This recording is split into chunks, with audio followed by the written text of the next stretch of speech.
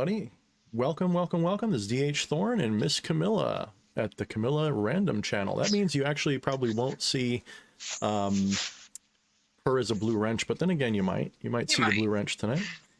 Yeah. But technically, it's not Camilla's Random anymore. It's Shrieking Violet now. it's Shrieking Violet now. That's right. Yeah.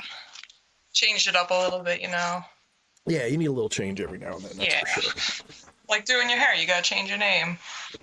Yeah, I think, you know, I've gone by many names online over the years, so. I don't think I've ever besides one time, used my real name, and I quickly undid that. So hello and welcome, everybody. We have a bunch of people here already. We have Kelly Meadows. We have Wyatt, as always. We have Preston Jackson, Nina the Mystic as the Blue Wrench tonight. Welcome, Nina the Mystic. Hey, Nina! What's going on? And Preston's using the art from our video, which he probably found online just like I did. Nice. So what's up, everybody? Jen Votz is here. What's up? Tess is here. Atrope is here. Jose Munoz is here. What's up? DH just came from Behemoth X live chat. He had a live? Oh, that's cool. I need to That's awesome. I need to get him on sometime. You gotta figure it out. We gotta like take a road trip or a flight over there or something. I just got to talk to him again because, like, I have a feeling like we just got to get it, like, so it's a thing. But yeah. But so anyway, Jen says, "Sup, nerds." Nerds. So I think we're going to be doing the shorter stream thing tonight because you know you are in the room there that the bird needs to go to bed. It's hot in here too. It's hot in there. I don't know. It gets hot in here. It's the hottest room in the house. It's a little 10 by 8-ish room,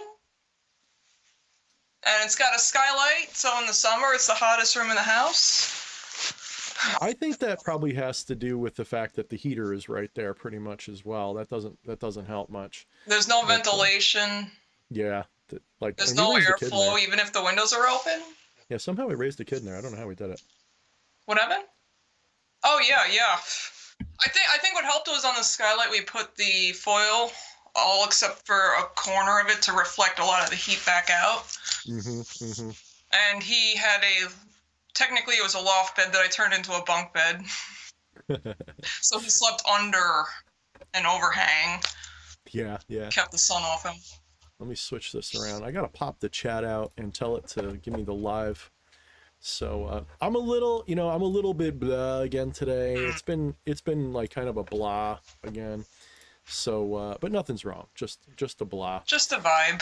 Yeah, just kind of a blah vibe the last couple days. I think it's spring fever hitting me. Warmer weather. The warmer weather. For me, like, I love December and I love January and I love February. But as soon as March rolls in, the first half of March, really like the whole of March, I just don't like it. And then April sucks mostly, and then May starts to pick up. June, I feel good. By June, I feel great. Like, it's like, oh, now I can start go hiking in like beautiful green lush, like I can get back to nature a little bit. I don't feel like I'm hibernating. Like, the seasonal depression goes away. You know what it is too for me? It's like I get a lot of headaches with the in-between weather, and once it either cools off a lot or normalizes with temperatures one way or the other, then I feel good again. Yeah. It's that in-between kind of mucky feeling, slogging through the day. It's also kind of like the first couple hours before dawn, like just as dawn is rising and you start getting that weird lighting out, like this time of spring feels like that to me. And it's like the year's day is beginning, and it's like, ugh, yuck. Yeah, I just don't want to. So and February, I mean, not for nothing, February, it's usually around when the seasonal depression starts to hit, so you're kind of coming off that in March a little bit. Oh, this time of year is just the worst for that. Like, this is when I really feel it. I don't think it was that bad this year, though. At least not for me. Yeah. I think mostly because we didn't have a scrap of weather all winter, except for a couple nights where it flurried and it was gone in like a minute. Oh, yeah. We didn't have any snow. It was a very dry winter. Yeah, we had a pretty tame winter here this year. I mean, we have off and on. Like you can have borderline like Pennsylvania winter. Not quite, but you know, you can have a couple of big dumps where you can get like 2 or 3 feet of snow. You run out of room to clear it. Yeah, and then you get like just very mild winters where it's just dreary and just boring. Cold, but You know. no precipitation. That's why I like the snow. It breaks it up a little bit, makes it feel a little bit more interesting. I know you hate it, but for me, I love the snow because I hate it. You know, I want it to go away, but at the same time, it gets me out of the house to be physically active. Besides just coming into a room and doing yoga in the morning. You know, you use your muscles beyond just calisthenics. Yeah, it helps. It does. And it's fun plowing the driveway with you in the passenger seat. Yeah, I know. My wife runs the plow. It's pretty cute. We're like backwards in our life. I'm the pickle jar opener. You're the pickle jar opener. Yeah, open his jar of pickles. The handyman. The handyman.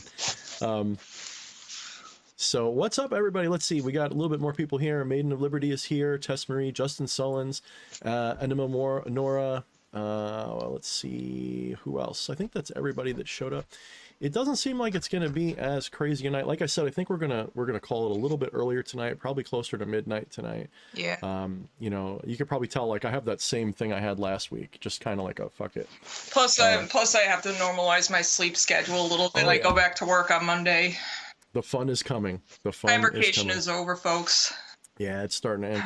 It's cabin fever season, you know? Like you want to get out, you want to do stuff, or just hibernate. Like just go all the way into hibernate. Yeah. So Wyatt says your wife plows. I thought the man was supposed to do that. No, we are very, very egalitarian in this house. Whoever wants to do it and is qualified just does it. We don't worry about it. My dad taught me well. Yeah, her dad taught her well. Like we have like that's one of the ways that we work is that so we're both pretty handy, but my wife Camilla there, she gets more into like the nitty gritty handy stuff. So she'll actually do more of the plumbing and stuff than I'll put in the air conditioners and I'll do wood carving and all that, and she'll do other things. Like it's really interesting how it like breaks down. Like we actually don't we actually don't have like the men do this and the women do that. Like we're actually pretty, without meaning to be. It's not like either of us are sitting there like, oh, we're going to be progressive or something. Like we don't think that way. It's literally just what's convenient, you know. There's a lot of stuff I just find fun, like when I put the new tank into the inside of the toilet, that pressure tank. I mean, the bed that I spoke of that was in here, that was our son's, I built that thing from scratch. Yep, she sure did. And it was pretty impressive, actually. It was a shame we had to take it down. Yeah. You know. What else were we going to do with it, though? It would just be sitting there. You can't really resell it because it had to be broken apart. You couldn't get it out of the room without breaking it. And, you know. Pretty much had to saw it apart. Yeah, which was, you know, it was one of those things. But I guess in some ways that went a little ways towards making it both maybe harder to say goodbye to his room, but also maybe easier because then like you actually had to do something. It wasn't like it was the final thing. Yeah. And there were some people that got more emotional than I did when it left, but at the same time it's, when is he going to be home again? Yeah. Why hold on to a room when he's across the country on his own when we could use it for something? And he is all for it. Yeah. No, he was like, no, please do. I'd be honored. Yeah. No, he was glad when we started messing with the room. So, and Wyatt says we failed to realize it was a dirty joke. No, we realize it's just we know you're underage, and I don't like to think that way with children. Sorry. Yeah, we're not talking that way, Wyatt. But in all honesty, like, you know, that room has been good because it's a place you can go and just kind of meditate, and we've been good about not like piling it up with junk. Like we have like one cardboard box that occasionally goes in and out of there, and it's been out of here for like a week now. Yeah, it's been pretty good. The only thing we put in there that didn't belong in there was my bird, the bird, I guess, you know. T-Bird, don't kill me. Which bird are we talking about? I mean, she's chirping away. She wants to come back. You know, I'm gonna let her back out. You entertain everybody. I'm gonna let her back out and see what Oh she does. boy, entertaining everybody. You're it. I'm it. Say what. Start talking about what you want to talk about. Oh, you can't just throw me into the fire here. That's right. It's been a while. I mean, really, I haven't been on in a long time. I had to take a break because I just burned out on all things social and okay, Maiden Liberty. Any tips with raising kids and being left-hand path? Well, my tip for raising kids, period, is you are not their friend. You have to put the screws to them. DH will agree with me on that. You have to put the screws to them. No, just make sure they're loved too. Kids really aren't that hard. I mean, it's like I tell people that are new to being a parent. I wish I could say that it's going to be easy all the time. No. Yes and no. Kids have their moments. They'll find their way to push your buttons, and it's ever evolving. You start out with sleepless nights, then it goes on to other things, and they will keep you on your toes. But no, it's really hard to put into words for me. So it's like going on 21 years of being a parent. If it's in terms of what your practice is, I suggest not necessarily keeping secrets from your kids. Keep them open-minded. But before, I'd say, like 14 or 15, maybe kind of sugarcoat things a little bit. I don't agree with lying to your kids, but sometimes you do have to sugarcoat things a little bit so they don't get the wrong ideas. And, you know, they don't go to school telling their friends all about some weird shit that might be going on. You know what I mean? If I could interject, I think Yes. when it comes to kids, you know, there's this great debate about how much kids should have to do with your beliefs, your practices, your religion, and all of that garbage. And a lot of this, I'm going to tell you guys right now, a lot of people form their opinions about this because of a certain amount of bigotry towards Christianity. And I'm saying it like that because, you know, I have a lot of criticisms of Christianity, the organized religion. I have a lot of criticisms of fundamentalists and anybody who takes like that absolute old time religion, whether it's atheist, Christian, doesn't matter. I think that, you know, uptight prudery and fundamentalism is really like partly what's fucking us up as a culture right now, as a society, as a civilization. Too many people, you know, are just unwilling to listen, to entertain ideas that don't belong to their tribe. And, you know, that causes problems, you know. Mm-hmm. But when it comes to children, you know, there's this debate like, oh, it's child abuse or something to introduce children to Christianity or something. And absolutely, there are definitely examples of children being abused by religion and fundamentalism and all that stuff. There's no question about that. The thing is, you know, at what point is it sharing your love of your faith versus indoctrinating someone into a fundamentalist or other kind of belief system? And where do you draw the line? What makes something fundamentalist? Like, when does fundamentalism becomes a dirty word versus when is it okay? You know what, though? The same could be said for those that are not religious. Absolutely. There are things that other people do that could be considered child abuse just the same. No, absolutely. And or viewed as such. I think that when it comes to raising children, you know, it's not my right to tell you how to do it. But you know what else? I don't feel like it's my right to impose a belief system on a child beyond a certain threshold of, shall we say, I guess, you know, golden rule, teaching them to treat others as they would want to be treated. Like, don't be a dick, basically, as Jen would say, as the Buddha would say, don't be a dick. When it comes to raising children with your practices, I don't actually think that that's, you know, I don't, it's neither here nor there. The thing is that, are you teaching them to believe, or are you teaching them to think? Mm-hmm. And if you're teaching someone to think, then so long as that's your main focus, you're not telling them what to think, I don't think you should hesitate. I think that if you're teaching them to think with an open and rational mind, then that's good. But if you are indoctrinating someone into a belief system, I don't really like that. You know, when it came to our kid, we sort of was like, okay, let's hand him a Bible, let's tell him about stuff, but just so he knows what it is. Like, we didn't take him to church, we didn't do anything. I never had him baptized. No. Because I figured, what's the point? I'm not religious. I was baptized. I was given a taste of religion. I did my communion, and that was it.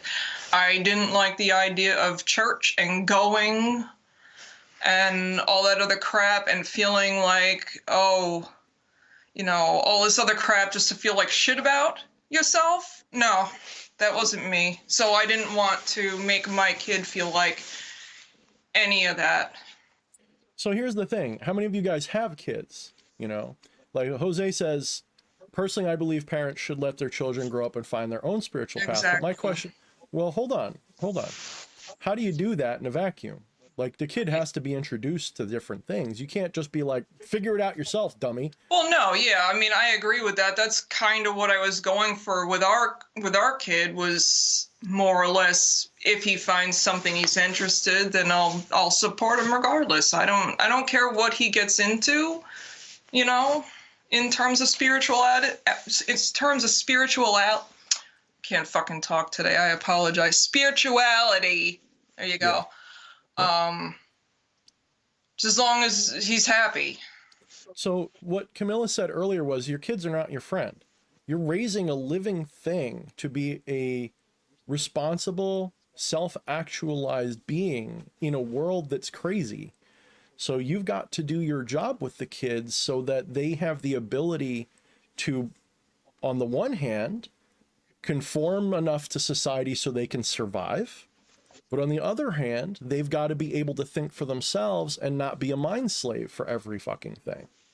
So you have to, it's inevitable that you're going to give a kid a spiritual, or instead of saying like they're just opposites, atheism is a kind of spirituality.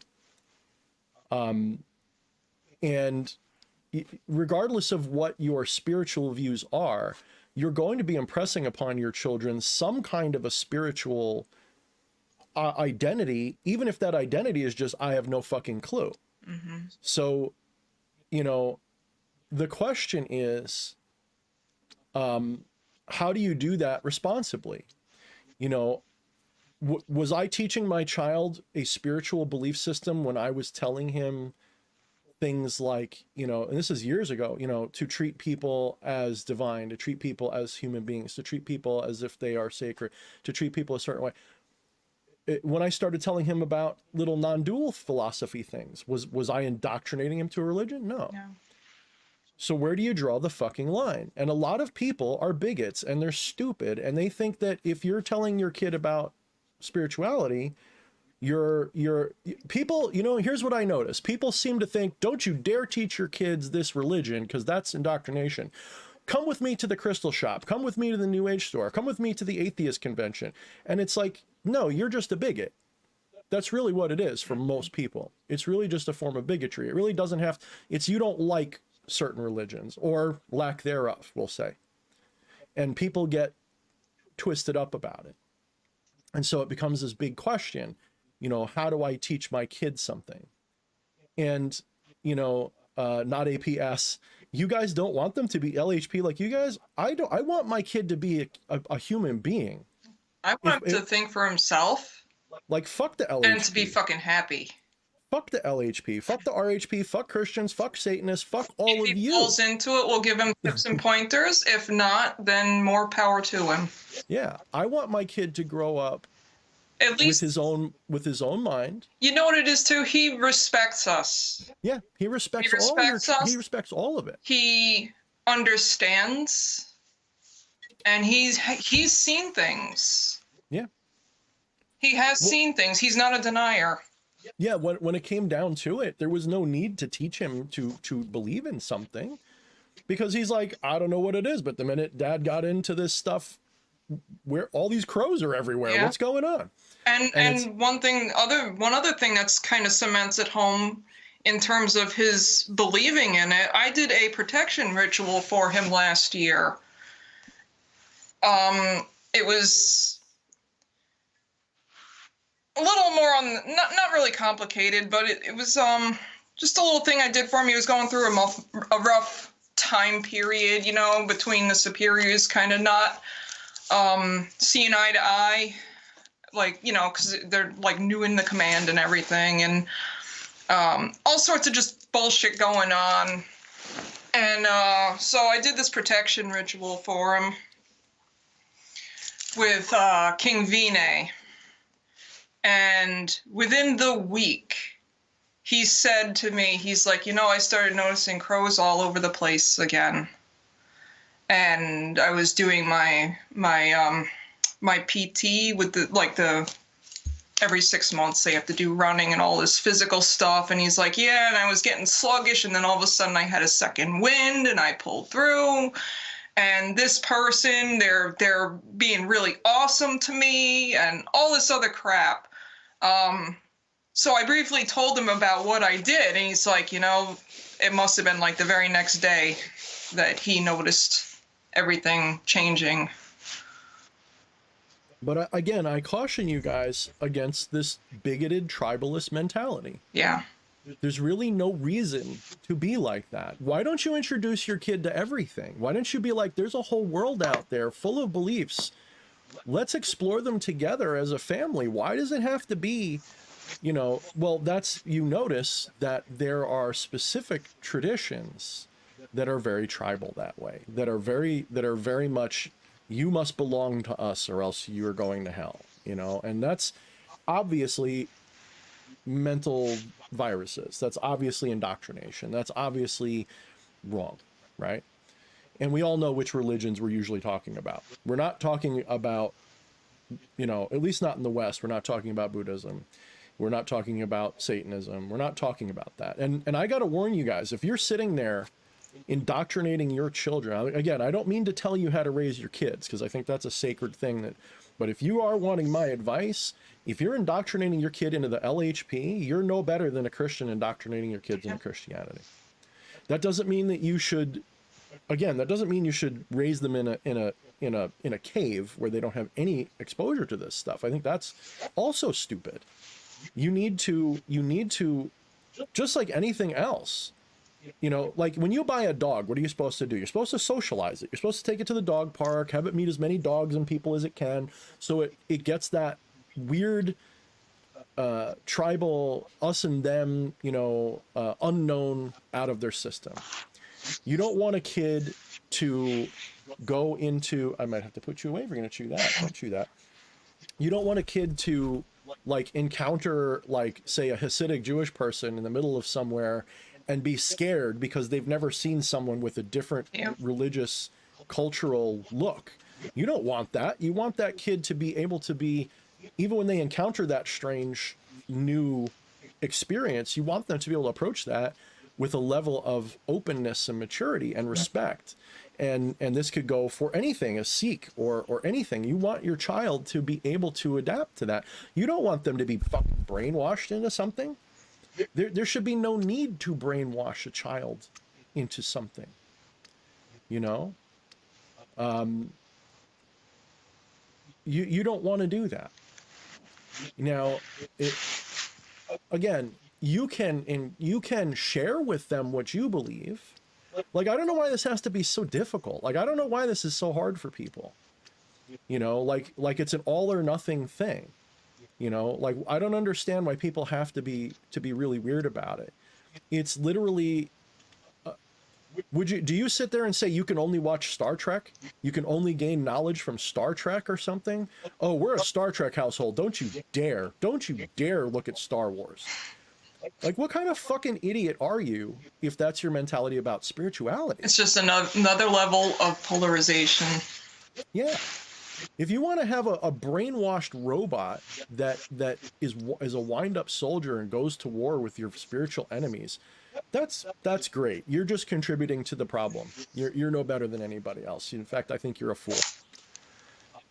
Now, if your kid just naturally just joins with you and be kids, you know, kids are rebellious, but they're rebellious in the sense that if you're doing your job right, they're also going to want to resonate with you. They're going to want to be with you. Mm-hmm. They're going to want to join you. They're going to take inspiration from your beliefs and your thoughts and your actions.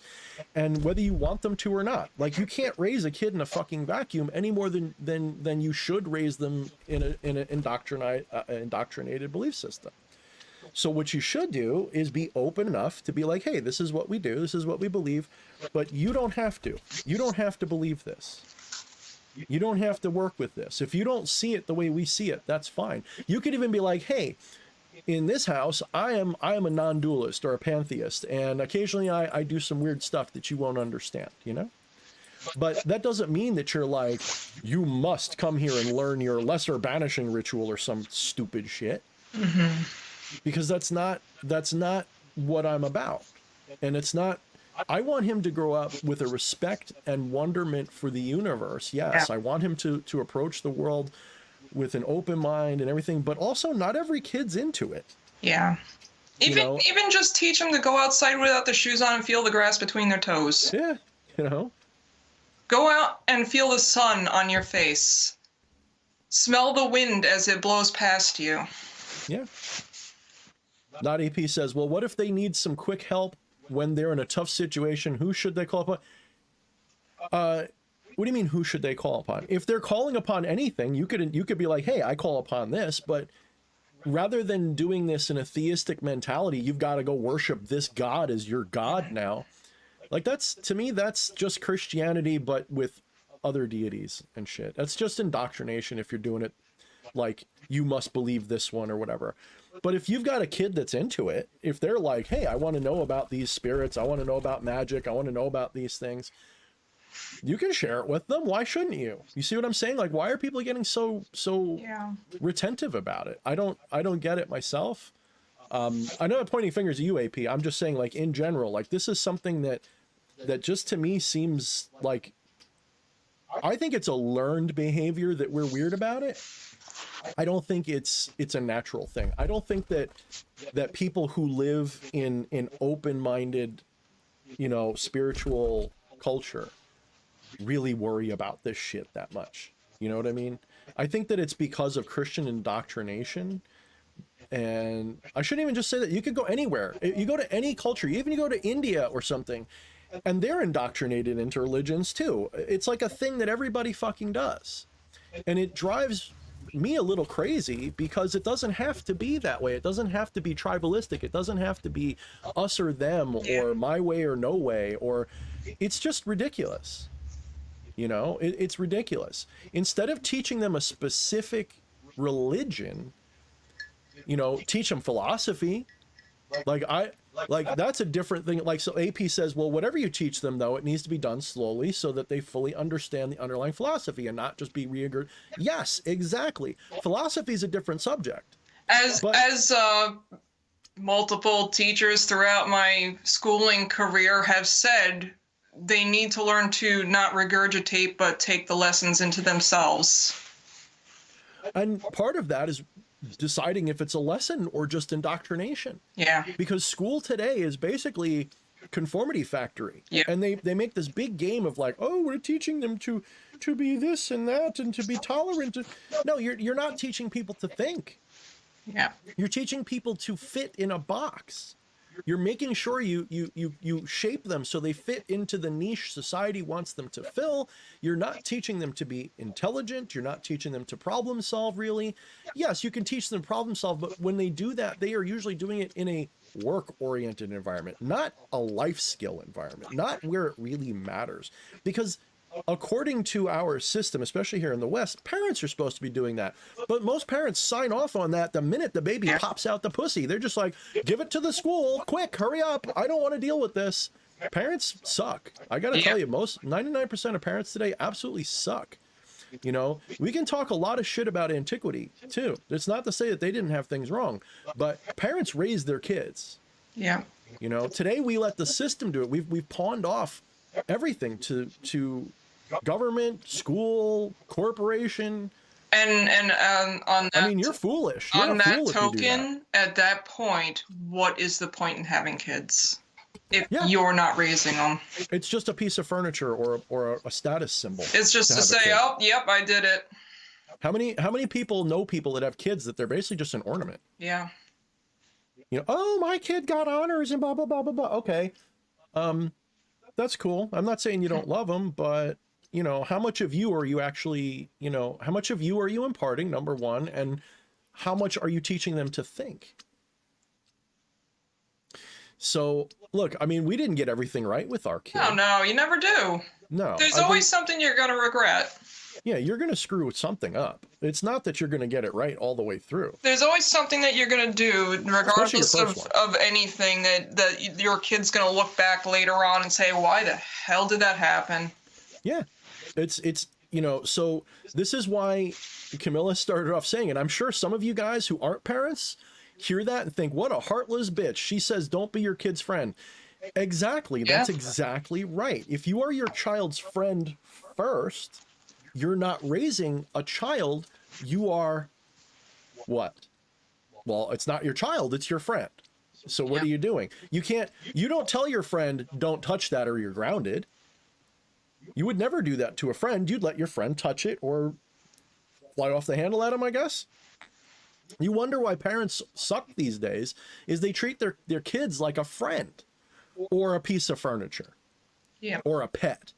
You know, you're raising a life that you've got a responsibility for. And look, like I said, you're going to get it wrong, but there's wrong and then there's wrong. Really wrong is a lot of the things we've been describing. You know, like, you know, when you can be friends with your kid, when they don't need you to be like making sure they don't stick their finger in a light socket anymore, when they're 18, 19, 20, then you can start acting more when they're like an adult. Yeah. Don't get me wrong. You're nice. People misunderstand. They think, oh, you don't want to be your kid's friend. So what do you mean to them? Don't be a stupid fool. That's not what we're saying either. We're just saying the mentality of a friend is different than that of a parent. So get this idea that you're your kid's friend out of your head. It shouldn't even be in there to begin with. Okay. Yes, you're nice to your kid. You love your kid. You go to bat for them. You bend over backwards. You risk your life for them. You make sure that they're provided for in every way you can, but not in a way that makes them weak. Exactly. You know, you don't want to make them helpless. You don't want to make them dependent. You want to make them, you know, like I forget whether I heard this or came up with this, but I've been saying this for years. Your job as a parent is to take is to be a consequence machine. So you're taking a potentially life-threatening consequence or something like it and reducing it to something they can handle. So instead of letting them stick the fork in the light socket, which would probably kill them or at least hurt them really bad, you're going to yell at them and slap them on the back of the wrist or something. And that consequence still stings, and hopefully they'll learn from it. If they don't, then you ground them and so on. So you're taking a potentially really bad consequence, and you're taking the wind out of its sails. So it's a learning experience instead of a death experience. You know, and so on some level, you got to let your kid fail. You know, one of the worst things that parents do is they think, my kid's crying, I have to fix it. No, sometimes you got to let the fucker No, you got to let them fucking cry until they fall asleep, because otherwise it's just going to get worse. Sometimes you have to do that. I'm not saying every time by Not any every stretch. time. The kid's No. not going to bed. You let him cry himself to sleep. Yeah, sometimes you got to do that. You can't keep saying something or going in there. You got to let them cry themselves to sleep at some point. And you'll get people go, that sounds like child abuse. Well, now you wonder why everyone needs a fucking participation trophy, I guess. It's child abuse if you let it go on. Yeah, yeah. That's also child abuse. How do you think we get the, cash me outside type people? You don't get that because someone was strict with them. You get that because someone said, just do what you want. So, I don't know, man. It's one of those things where, like I said, I don't want to tell you how to raise your kid. I'm telling you how we did it. And he's in the Navy and he's already got his first, rank. He already got a medal. He hasn't been there a year. He has 5 medals he's doing now. Great. 5 medals? He has 5 medals. One of them's participation. It was enlisting during a time of conflict. Mm-hmm. One of them was his marksmanship, which there's 3 different levels. There's marksman, sharpshooter, expert. He got marksman, which is, the lower end, but whatever. He's still good. I'm proud of him. Yep. He got a couple others. I forget exactly what they were, but then he also got the Navy and Marine Achievement Medal, which he is a culinary specialist, and he is Seaman Apprentice, which means he is an E2. And as a CS, it's one of those that is harder to achieve. Yeah. Because you're in the galley. Yeah. It's really hard to get, and he got it. He got it. So he was actually on his way to getting a second one. So we're really proud, especially coming from this family where we don't have a lot of accolades in our life. People go, Thorne, you don't. No, I live a very humble life. Ask Fleshy. He's been to our house. We're very humble people. We're not trying to rule the world. Like if we were, I'd be doing things very differently. What are we gonna rule with? An army of stuffies? Yeah, pretty much. We just want to be happy, man. That's all we want, just like you guys.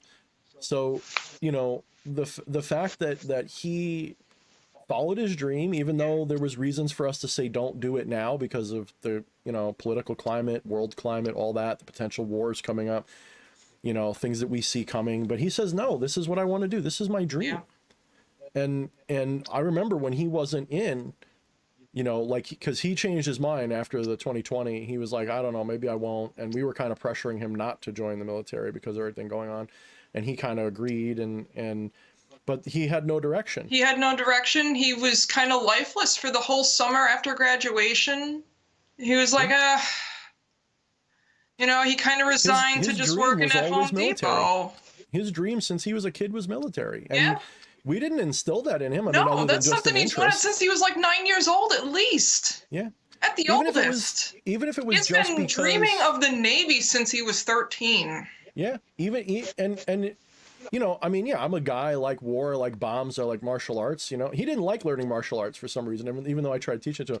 I was like, you're gonna go in the military and you don't even want to learn how to shoot with me or anything? Okay, whatever, dude. But we still did a little bit, but he got into those things on his own. He just fell in love with military stuff, and part of that was because we enjoy technology and we enjoy space and aerospace and so do his grandparents and everything. So we would take him to the little air and space museums and everything here on Long Island and the area and the tank museums and stuff. So he'd get into that stuff, but it wasn't like, hey, you should be in the military. And then he decided that's what he wanted to do. And we were like, are you sure? Like, maybe you might want to look at a few other things. We did try to talk him out of it a little bit because it's like, you're a smart kid. You can do whatever you want. I mean, I think it's good for you, but we were trying to see if he wanted to do a trade. We countless times tried to have him talk to his guidance counselor, and as soon as he said he wasn't going to college, to a 4-year college, she wrote him off, washed her hands of him, and said, nope, you're on your own. So what do I do? And she's like, I don't know. Yeah. Well, what about trade schools? I don't know anything about them. Yep. The schools today can I do? Because I'm colorblind. I don't know. You're going to have to talk to people. Well, that's what your job is. Yeah, the schools today, their only concern is getting you into college. That's because it's all a big fucking game. They probably get a kickback to get you into Yale. No, of course they do. The more that go to Yale, the better. Their job, because it looks better for the school, is to get kids onto higher learning. And they don't care about your fucking Not kid. everyone's going to be a doctor. Not everyone's going to be a lawyer. You have people that work on cars. You have people that do hair and nails. You need plumbers. They want kids to be indoctrinated into the cultural system that they have set up, and they want you to be just a button presser for the rest of your life. And if you're one of those kids that doesn't want to, you get to go to places like BOCES and stuff like that here, which they make fun of. They allow kids to make fun of it to the point where it's ridiculous. So they don't want, I hate to sound like, blue collar hero stuff, but it's really kind of true, because it's a giant, Jose just said it, college is a scam. It's 100% a scam. I'll give you a, whatchamacallit, I'll give you a pass on trade school. Trade school is fine. Yeah. Like, I'm not saying it's great. A lot of them are a ripoff, but with a good trade, you'll make way more fucking money than the average person who goes to college. I know that they say, well, the actuaries say that if you go to college, you earn more over your lifetime. Maybe, but almost everybody I know who went to a trade is doing better than people who went to college. And for a fraction of the time. Yeah. And that's part of it. You can go right out of the gate, within 6 months to a year, potentially earning 6 figures compared to your friend that might have to go to school for 8 years to get those 6 figures. And here's the thing about college too. Your guidance counselor will tell you, this is high in demand right now. Well, guess what? By the time you get out of college, all those English teacher spots, those are all going to be filled. When I was going to college, oh yeah, graphic arts is high in demand right now. Yeah, and after 4 years, all those jobs are going to be filled. Yeah. So, that's the thing. Most people, and I'm not saying we're the greatest parents raising kids, okay? I think we just did better than average. And that's saying something in today's fucked up civilization that we did okay at all. But I can look at our kid, and when I look at him and I look at his shortcomings and his, what he's good at, and I look at other people's kids and stuff, and it's like, he's a normal kid. He didn't end up in any kind of way that made him an outcast, like not really, no more than anybody else, you know what I mean? Just it wasn't like he was weird. It wasn't like he was over smart, under stupid, and he just was a normal kid with interests, and this is what he wanted to do. The thing is like, the difference is, I think, is that a lot of kids don't learn to work, and he kind of did better than most kids, because he ends up working at the nursery with us and stuff, and it's a hard job. Most kids today are, like the closest they ever get to a hammer is when they get drunk in college. You know what I mean? That's it too, is the physical labor. Yeah. And there's no job in the world harder than working with family. And it's not like he's not intellectual. Sorry, but it's true.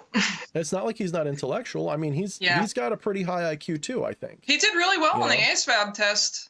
Yeah, he did really well in school. Mm-hmm. He did. I mean, he did well in math. I mean, it wasn't his forte, but he did well.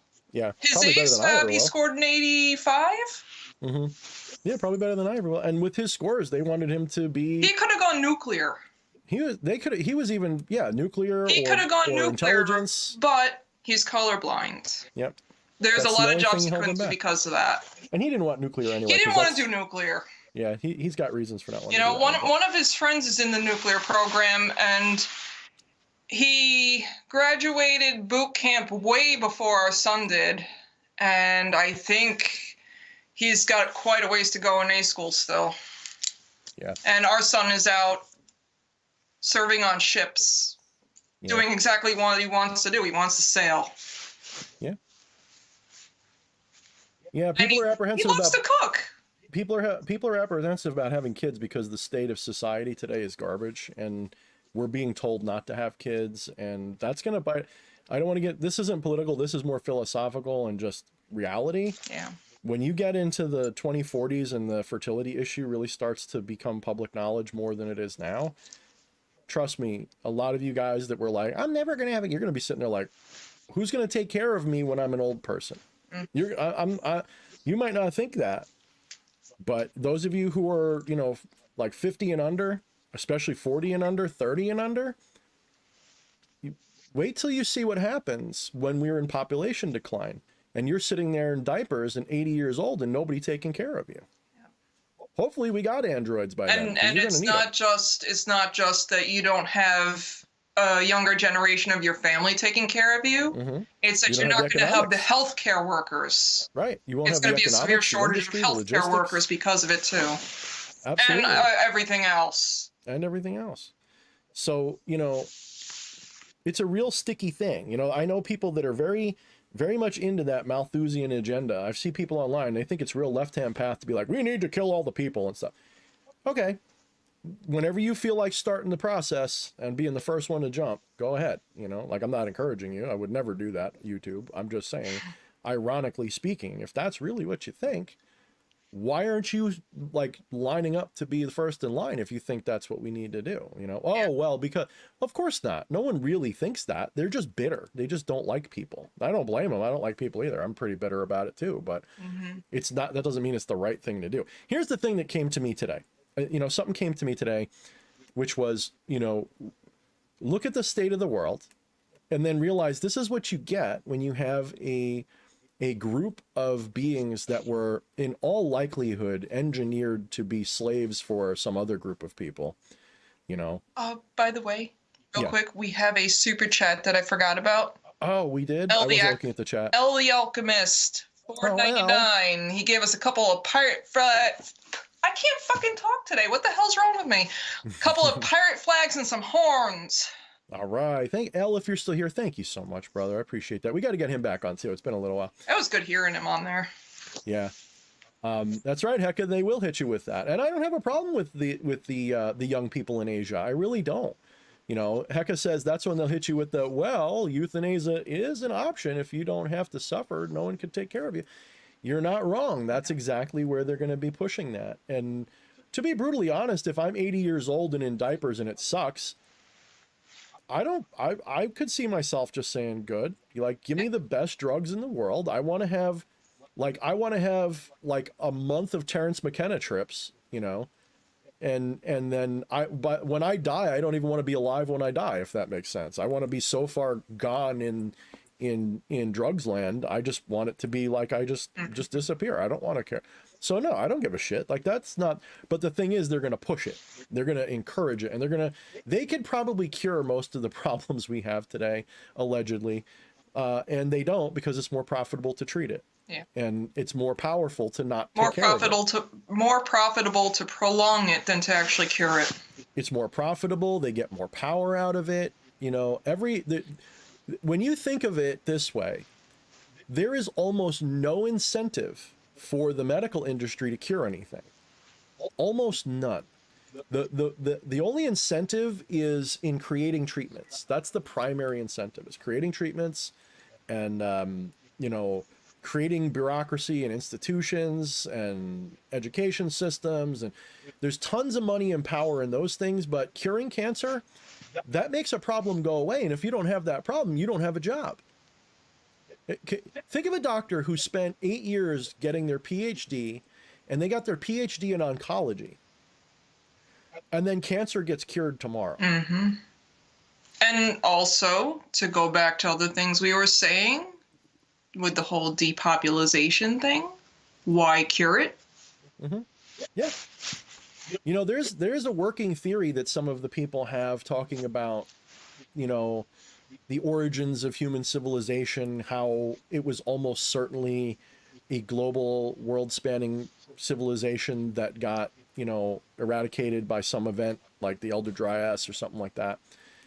And, you know, there's, I wouldn't say evidence, but there is the question, did someone cap our telomeres? You know, I forget which exact, you know, which, I can't think of the word all of a sudden because I'm kind of shot.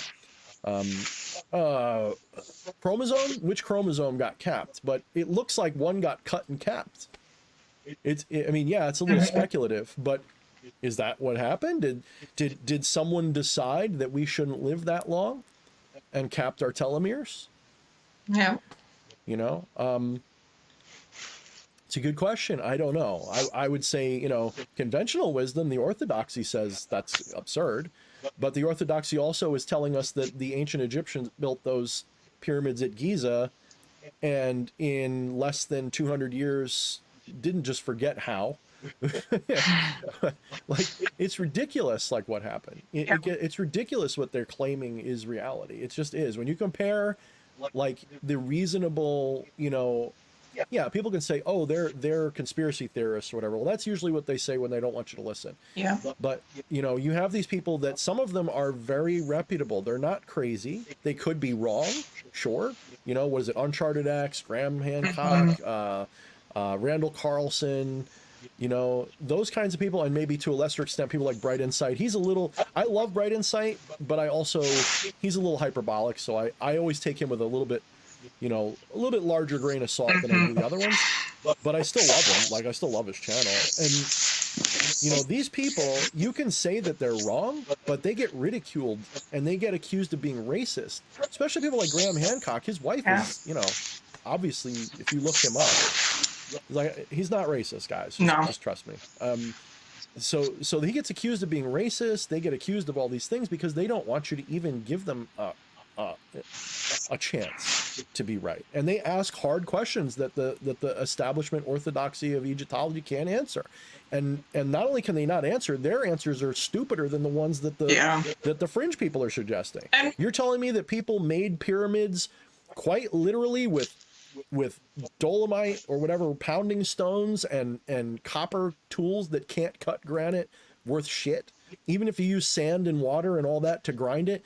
You're telling me they did this? I forget what the guy did with the math. He said you'd have to be going nonstop, day and night, millions of people. Rotating in and out. Rotating in and out. Constant rotation of a stream of people to finish this one project. Yeah. And they built them all in 100 years? Yeah. No, 80 years? They built all those big-ass crazy... So you went from nothing to pyramids in 80 years? Yeah. I don't think so. And the Egyptians themselves... When they bring to light all the evidence that points away from what you are told in textbook, and as a person who's not in Egyptology, who doesn't do archaeology or any of that, when you see this, it blows your fucking mind. And again, I don't want to say that it wasn't humans that did it. I don't belong to the ancient aliens, like these are the Zeta Reticuli coming. I mean, it could be, but I need more than just a bunch of people saying that. But they absolutely had some special tools to get the job done. And so what I think happened was there was a global catastrophe, and then people came along and they saw those pyramids and they emulated them with new pyramids that were not made the same way. When you look at the pyramids that they say came first, they look like someone was trying to copy what they found, and then eventually figured out ways to make something similar. And you'll notice they don't last as well. They're not built the same way. They're not even laid out the same way inside. Yeah. Okay. If you look at, and they say, oh, they were used for tombs. There's no evidence that any of the pyramids, at least in Giza, were ever used as tombs. They were almost certainly, my bet is that everybody who thinks pyramids are cool, mystical things, they were probably the equivalent of a nuclear power plant for that civilization. They were probably, you know, I ascribe to, at least as a theory that I like, the idea that they were like a Tesla, you know, wireless power generator. Probably. I don't know. I'm just saying that's my pet theory. It's like when we were joking around, what was it, yesterday? We were driving and joking around, you just got a new pyramid decor. And we said, you know,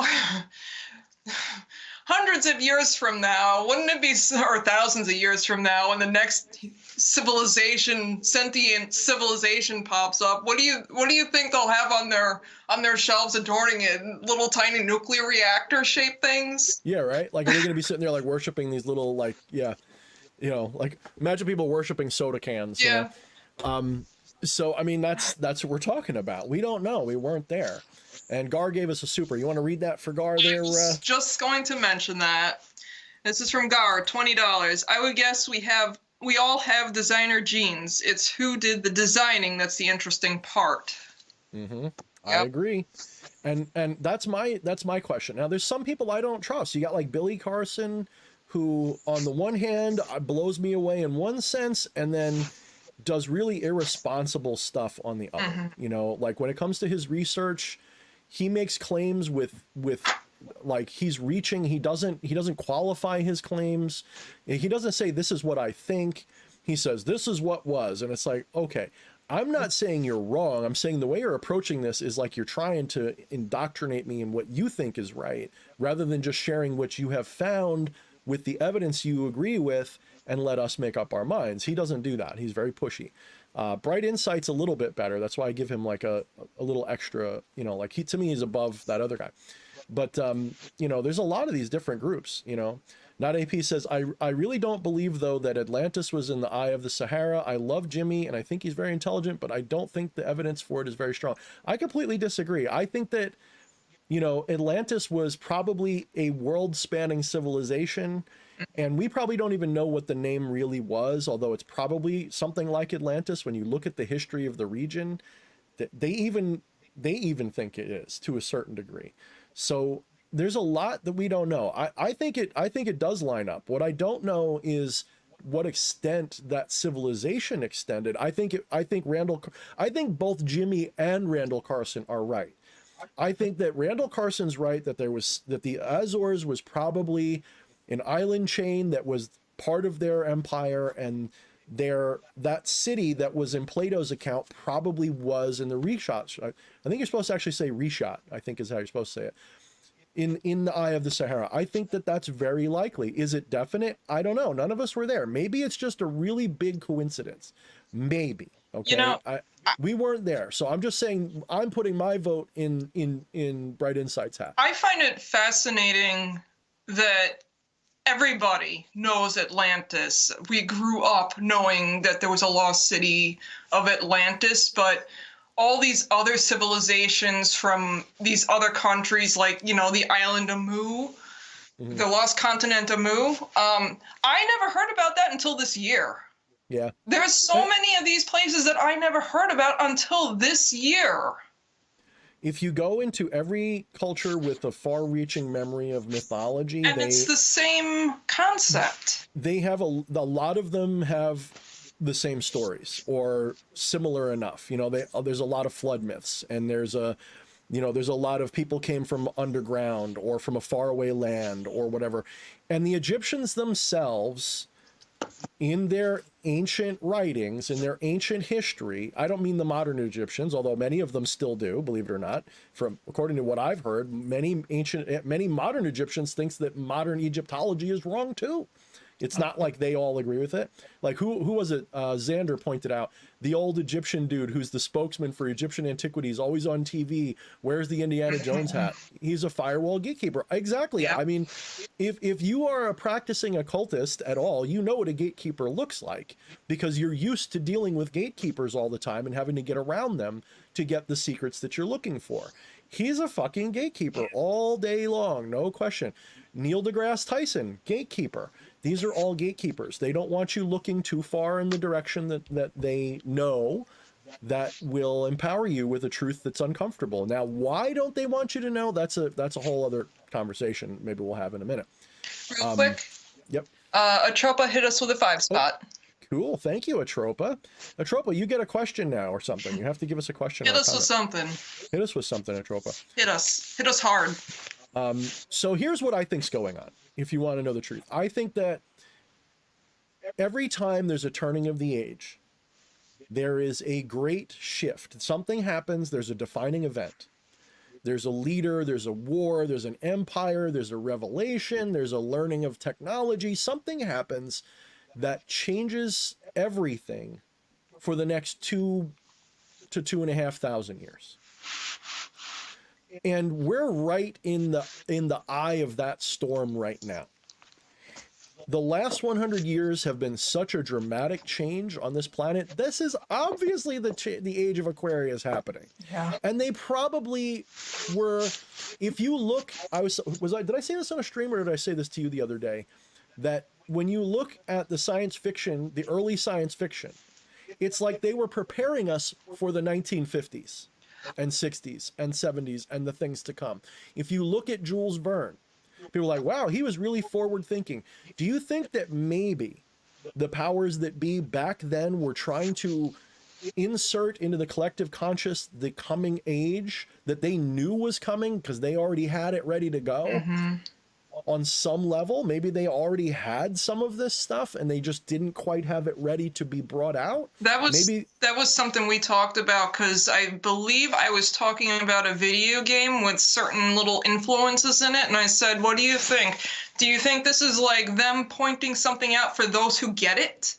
Or are they trying to plant seeds for more people to get it? So they are, in my opinion, they are normalizing certain ideas with certain extreme fairy tale things like ancient aliens and shit like that, so that in 50 years, or maybe less, but probably in like 50 years, you got to have, see, here's the thing about big changes. You kind of got to think generationally, because when you have a generation of people that are indoctrinated to one dogma, if you try to change dogma in that generation, you're going to not just get pushback, you might get civil war, you might get all kinds of shit. You know, look at what happened when they just tried to have evolution be taught in schools. Look at the uproar that caused. It was, you'd think that that's not a big deal, but it was a huge deal then. It was a big controversy back then. So if you were to tomorrow just be like, well, actually, it might not be as bad now, because a lot of people are down with these ideas now. They've gotten us to a point where if an alien spaceship appeared, yes, a lot of people would freak the fuck out, but a lot of people would probably just roll with it pretty quickly. They kind of do, because what was it, 2 years ago? They're like, yeah, there is UFOs. We just don't know what they are. You know what I mean? And people, we didn't lose our shit. Now imagine, wait until, hopefully we're all alive to see this, wait until they start to admit, yeah, maybe human civilization is older than we thought. Maybe it goes back. They're already doing this. They have to with Göbekli Tepe. They have to. You can't look at Göbekli Tepe and be like, a bunch of cave people did this. You can't look at that site and think that. You just can't. And if you do, I got to ask, like, what do you think cave people, how did they do it? You know? And so no, I don't think that they're going to be able to hold on to this narrative much longer. And if you look, haven't you noticed that all these narratives just keep falling apart more and more all the time? My concern is not that the narrative, like, my concern is not that the truth is coming out. My concern is that people are just going to muddle through and not care. You know, because it's almost like they have broken us as a species to the point where you could, like, have you ever had a dog or an animal that's been so broken by abuse or harsh training that you could open their cage and they just stay inside the cage and are afraid to come out? That's what humanity reminds me of right now. You could have big deal truth get dropped, which a lot of us seem to be aware of. A lot of you guys seem to be, especially with regard to the political situation around the world going on right now. People are aware, but what are we doing about it? We're bitching about it on Twitter. Okay, what are we doing though? Well, nothing. We're all just muddling through. We're all just rolling over and being like, well, yeah, Alex Jones was right at least halfway, and Ancient Aliens maybe has some truth, and blah, blah. So what are we going to do about it? Nothing. I got bills to pay, and it's ridiculous. You know what it is too? It's the ones that are in denial about everything, that think you're stupid for thinking anything. They will stay in denial. Yep, they will. They will not believe it when it does come out, or if it does come out, I should say. And it's not even a matter of believing it. It's that people have been taught to be skeptical of weirdness, but not of the authorities that are telling you it's weird. Yeah. That's something that I never understood. Like, as a kid, when the teachers were like telling us to believe something, my thought wasn't that's a reasonable thing and the other thing's unreasonable. My thing was, why are you trying to make me believe something? Like, what? Who are you? Like, where? Can you show me the evidence why I should trust you? How do I know you're not? How do I know you're working in my best interest, or are you just trying to get a paycheck? Right? How do I know? And people don't. So people have been taught. You know, that's why you'll get the normie type people be like, oh, you're just a conspiracy theorist, magician, blah, blah, blah, blah, blah, blah. Okay, do you ever question authority or just people who challenge authority? So in there's this thing, if you look it up, it's the Agent Smith effect. If you look it up, it's a meme, but it's real. It's a real thing. It's not. This is because, of course, the Matrix is based on a combination of Neoplatonism, Gnosticism, and a few other mystical, philosophies. So it's built into it is deep truth. Okay, and they have Agent Smith, the Agent Smith effect. As soon as you start questioning the Matrix, these people will get possessed by Agent Smith and attack you for it. People who are your friends and family who love you. I believe in that Egypt is older than they say. What are you, a flat earther too? Yeah. Wow. That's they lump you in with people that are truly off the wall. Yeah. Just to discredit you. And you see that a lot. And this is the problem with academia in general, is that it is really, ironically, academia, although it may be socially liberal, it's really conservative when it comes to establishment orthodoxy. They fear all kinds of change because that upsets the balance of power and who has the control of the info and the money. They don't get paid if they don't, you have to understand, academia is a business. It's not above money. It's not like you can't pay off, academics. And even they say, well, it's peer reviewed. Are you sure that you can trust the peer review system when someone tested it and put in a completely nonsensical article in a peer reviewed journal and it wasn't even questioned and it went through, and like a few years go by and then they reveal, like, by the way, this was fake? So if that's the case, if you can get shit, it's beyond that too. They cite each other. Mm-hmm. Yeah. They don't even cite credible outside sources. They cite another peer-reviewed paper. So academia is essentially just a great big giant appeal to authority that has been turned into something everyone believes. And I'm not saying that academia is bad or anything, obviously. No. I'm splitting hairs. I'm saying, why don't you question it? I'm sure you guys do, but I'm saying, why don't people generally question it? Well, it's scary to question things. How many of you guys have found out that being someone who's skeptical or questions is harder than being someone who believes everything? How many of you guys, let's admit a little bit guiltily that every once in a blue moon, when I'm really blue about the state of things, I wish that I hadn't been a skeptic of authority. Mm-hmm. I wish that I just played ball and just knuckled down and just got a good job and blah, blah, blah, blah. And I could have lived my life asleep and died asleep. How many times have I said to you, man, there were times I just wished we were wrong.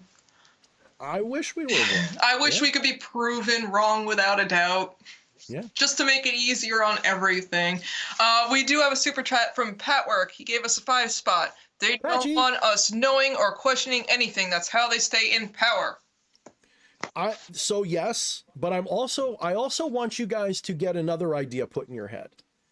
And this is just something to be mindful of and to question. So there's different ways of looking at it. The mundane view is we're not being lied to beyond reasonable, levels. Obviously, everyone would accept there's some level of lies and manipulation going on in the world. Who wouldn't think so? But then there's another level, which is like what Patchy said. They want to keep power, so they don't want us to know. That's also probably true, at least up to a certain point. But what if, remember, I want you guys to really think for a minute about the astrological ages and how civilization changes every time there's a changeover and how much it changes. Now, someone could debunk it and say, well, changes are always happening. And you're just, yeah, but those changes match the age that we're in almost, literally in every case. Not in almost, in every case, it matches the age that it happens in. So that tells me that either there is, maybe it's both, but there is something to the astrology, or two, they use it as like a clock to change things because they know, just like people who wrote the Picatrix know, that if you do something during a certain time, it will have a better chance of succeeding the way you want. So like they say, everything has a tide and a season, right? So the powers that be, the hidden masters, if you will, they may have set up this entire paradigm of New World Order and ancient aliens, and maybe some of it's real, some of it's not. We're being mind fucked right now, and we don't even know it, right? You know, like Fleshy says, everything's a psyop. Yep.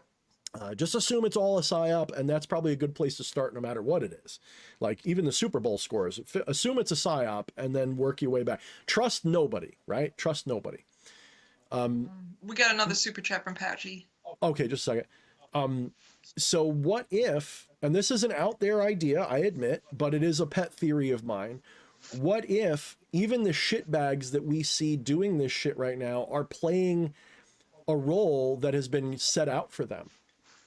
You know, what if the person you hate the most politically is actually cooperating with people trying to shape society in a certain way and direction for a certain purpose? And what if they have it in mind that this could go two ways? One, they create a system where everybody is put into tiny little cubicle boxes forever, and we are all just, you know, culled and brought to heel and can't fight back, and we're all, you know, the singularity happens and we're slaves to machines. That's one possibility. But what about the other one? The other one is that because of all this bullshit, strong people rise up, say no, and liberate the species. How do we know that that isn't their actual goal? And that's why they're pushing all of this scary shit to sort of offer us, do you want to be a slave or do you want to be free? Which one do you really want? They'll still retain control either way. If you think that, for example, you know, everyone's favorite Orange Man wins, you think that they're going to lose control? No, they'll still have control. It'll just have to be different. They're not going to go away. None of this is going to go away. These people are too powerful, too entrenched. You're not going to clean it all out. It's just going to evolve into something else. Yeah. It's just like you're never going to stomp out murder, because murder is built into the human animal to do, you know? There's not many animals that wouldn't. Actually, murder is an interesting thing, because there are species that murder is almost unheard of, right? I'm not saying it never happens, but certainly not the way humans or even primates do it. Primates have a knack for killing. So,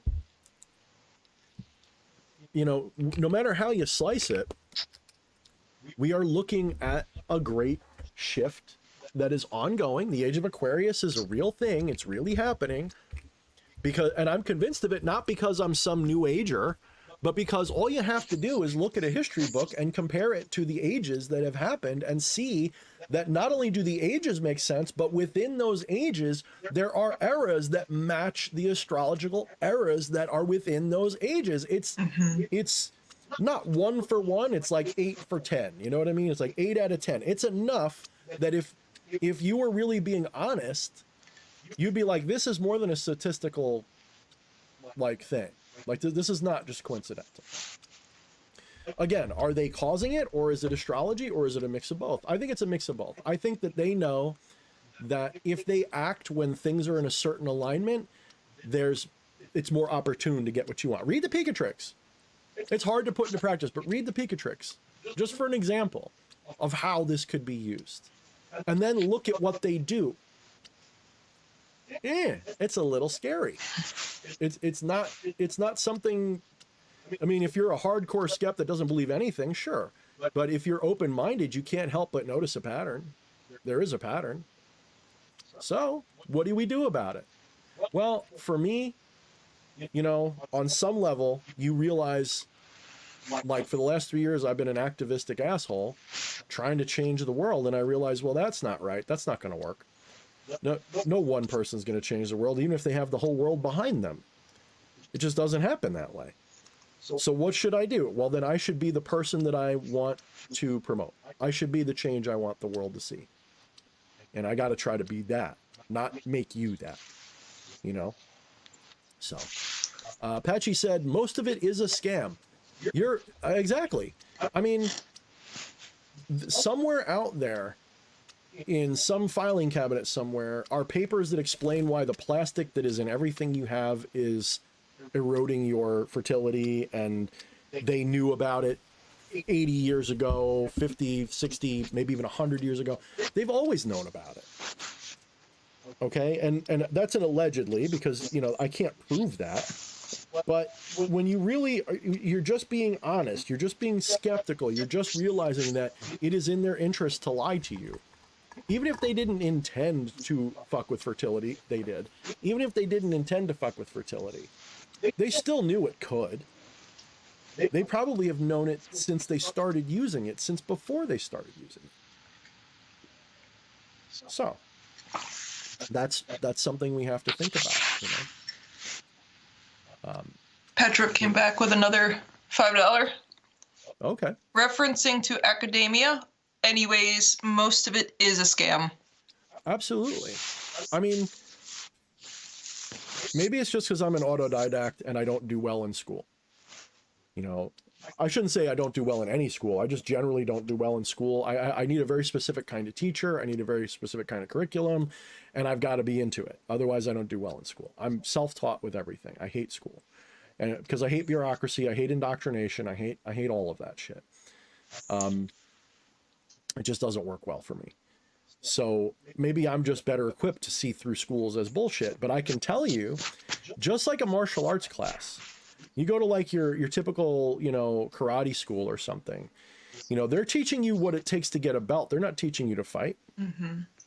Even if you go to like a BJJ, UFC, MMA dojo, they're teaching you to get the curriculum so you get your points. Very few of them, you know, so you get your stripes on your belt and shit. Very few of them are actually teaching you to fight. Even if they say they are, very few of them actually are. Mm-hmm. You know, for many reasons, even if it's just because of insurance liability, they can't have you actually lay hands on people the way that you need to really train, you know. So it's, if it's true for that, I mean, it's true in plumbing school. Why do you think you need to be an apprentice for X number of years before you can be a plumber, like on your own? You know, so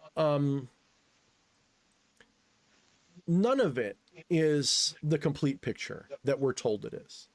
You know, and Jen says, I wouldn't say academia is a scam entirely. I mean, maybe I'm over speaking when I make it sound that way. I just mean that we put so much faith in academia when academia's job is to create a status quo. Their job is to create a foundation, and their jobs depend on it. And none of those people that are doing that job of creating that foundation are doing it for the foundation. They're doing it for their own fucking clout and tenure and money and all of that. Like that guy, that Egyptologist with the fucking Indiana Jones hat. He's either there to keep the truth away from you, or the truth threatens his tenure. And so he doesn't want anybody questioning it. He wants to be the superstar and not you to have your own ideas. You know, going back to what I said earlier about professors that I have had that said, learn and don't regurgitate, it really quickly shifted to regurgitate. Mm-hmm. Really quickly, in the span of what, 10 years? Yep. They want you to memorize, not think. Yeah. Yeah. You know, and now obviously there has to be some degree of, you know, conformity to teach anything. That's not in dispute. Okay. I'm just saying that there is a threshold where it goes from a practical and pragmatic level of, you know, conformity so that you're all dealing with the same information, to you are being indoctrinated into something. Do not question. What's that? Do not question. Yeah, don't question. Or this if you question, is what it is. Question only this way. Yeah. So.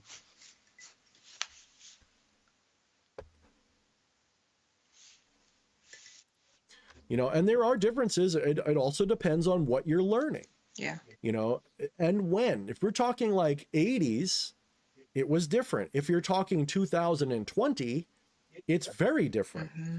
People go, well, school was great for me. And I go, well, how old are you? Oh, I'm 50, I'm 40, I'm 60. Okay, so you went to college, doing the math in my head because I suck at math, 30, 40 years ago? You think it's the same now? You don't think it's changed? I got news for you. It definitely has. Yeah. I mean, look at me. I went to college 20 years ago now. And, let's put it this way. Yeah, it was law classes, so it is all facts. Yeah. But still, that's 20 years ago. Let's put it this way. Go to Berkeley and have a Trump poster on your wall. See what happens to you. That doesn't sound like a place where people have open minds to me. You know, whether you like Trump or not, that shouldn't be, I don't mean the kids are going to beat you up. I mean, the school will tell you to take it down. I don't even mean the kids. The kids would too. I'm just saying I'm not even talking about the kids. I'm talking about the institution. You know, you can have a Che Guevara poster up. Meanwhile, the truth is what he did wasn't great. You can say it was justified or not. I'm not getting into that argument with you, but I'm just saying you can have all these other controversial people up, but you can't have who the establishment says is verboten. And that should tell you right there. You're not dealing with intellectuals, you're dealing with indoctrination. And there are probably schools that are different. I don't think that there aren't. It's just that, where do you find them? How do you get into one? And would you want to? Would it actually be good for your career? Probably not. So, look, read your history. Read your God. Go open, not a corporate history book. Go look into the deep history. Go look into the fringe history a little bit. Or just go play a game like Assassin's Creed Origins or something and watch how people are treated by ruling people. It's never good. People, you've had it too good in this country in particular for too long. You don't know what it's like to question authority. Well, you know what they say, good times make soft people. Yeah. That is a saying, and there's the fourth turning too. These are all, you know, but if you mention these things, oh, that's a dog whistle. No, it's not. It's an observation. Maybe some assholes have used it to justify stupid shit. That's very likely. But that doesn't mean that the observation is wrong. You know, that's not what's happening. The observation's correct. So anyway, this is getting a little political. I told you to like veer me off this course. We were talking about ancient Egypt. It was hard to veer you off. You can veer me off. Just be like, hey, I don't know how sometimes. You get on a roll. I think it's because you agree with me and you're into it. So you're like, oh yeah, I forgot too. You know, so whew. Anyway, you wanted to come on. It was something to talk about, you know. You wanted to come on for a specific thing, I thought. Like, what did you have anything you wanted to bring up or no? I guess so. I mean, it's kind of hard to get back onto that now. I know. We should have just started with that. Oh, it's all right. We're all good. It was. You saw the mood I was in when we started. I was like, fuck this shit. I don't even feel like being here tonight. No offense, guys. You guys are awesome. It's just me. I feel like the vibe. Like, I'm deep into fucking the night vibe. Yeah, I'm deep. Anybody who's sensitive can tell that I'm going through my seasonal depression or whatever this is. Like this is that period where I just don't give a fuck. So I apologize that I am not at my best. I apologize for that. If it's not one of us, it's the other. I just came out of mine. Yeah, that's true. Alpha says they are giving people bread and circuses. No, for exactly. You're exactly right. Yep. You know, all we can do as the peasants is just hold that fire to their feet and demand as much dignity and freedom as we can get out of them. And since you guys won't do what's required to literally take it from them like you should, the best we can do is just hope that enough people demand it, that we get at least enough of it, that we can be a functional group of people, you know. But, you know, they're willing to destroy the world, you know, to keep it from you, it seems. So, but yeah, go ahead, Miss Camilla. You talk your beautiful talk. I don't know what to say now. I'm all thrown off. You want me to hit you with a spotlight? No. I could turn the lights on. No, no, we're fine. We're fine the way we are. I know. I'm just being a dick. I am illuminated.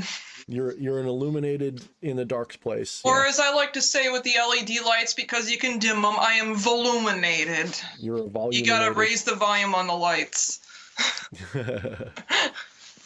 And let's be clear, okay? You go back 50 years, we weren't better off. We were just more asleep, and they were less suicidally attempting to destroy us at the time.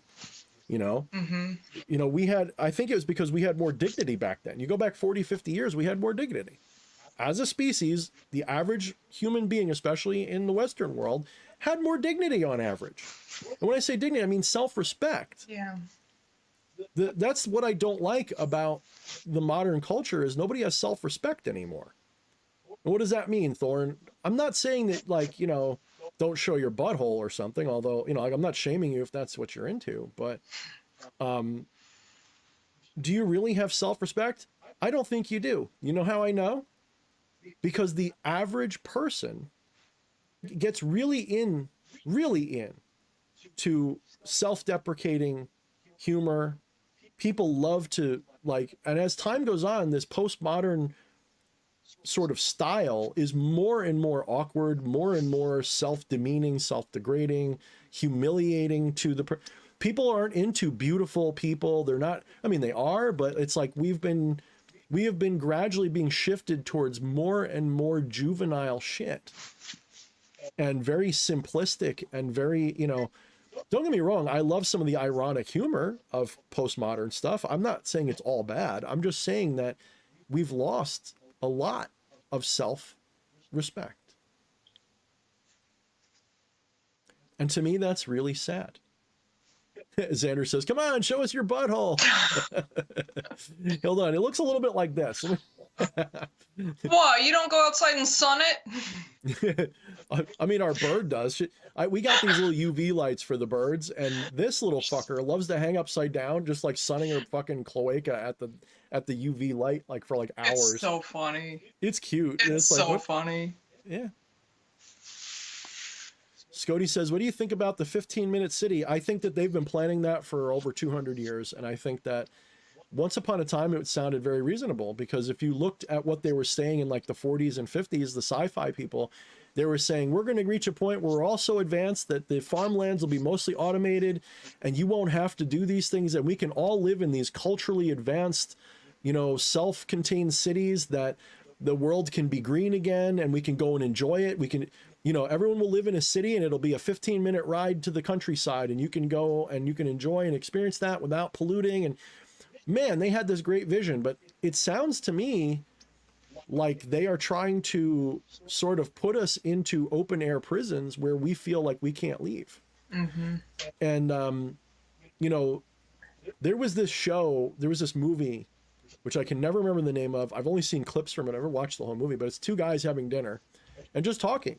Like the whole movie is just two guys talking and just sharing conversation. And there's this one part where the guy talks about his friend and he says, did you ever notice that, you know, people who live in the city or move into the city, at some point they always say, I would love to get out of here, but they never do. It's like they go in there and they become completely dependent upon city life. Mm-hmm. And they can't leave. And it's not like someone living in the country who's like, I want to move to the city, I just don't have the money, because that's not really an excuse. People can, and this happens all the time. So many people move from the country to the city, but how many move from the city to the real country? Not many. Not many. So a lot of this is invisible open air cities, open air prisons. And a lot of this is using things like this piece of shit. Fuck these things. I'm looking forward. There's going to come a day, I don't know when, but someday before I die, I don't care if I'm going to be sitting there in a wheelchair. I'm going to wheel myself up to a cliff and I'm just going to fucking just fuck you and just chuck that thing far and never look at it again. I fucking hate that shit. But yeah, of course, we're all addicted to it though, aren't we? Well, you know, that overall convenience of people that can always get in touch with you and they get offended if you don't respond right away. Yeah, that's it. Imagine we all have, we were talking about this in the car the other day. Imagine you have Neuralink and you don't want to be bothered. You know? There's no excuse to not answer the phone if it's ringing in your head. Yeah. How did we survive? Those of you who are 40 and up, how did we survive without cell phones or pagers? How did we survive? I survived just fine until I was 15. I was a very late adopter of cell phones. You were making fun of me for years about not having one. Then finally I got one. I didn't really make fun of you, no. I just thought it was odd that you didn't have one. It wasn't odd. I was smart. I was stupid and I got one. I had one of the really old Nokias. Yeah. For my first phone. Yeah. The ones where you could change the faceplate.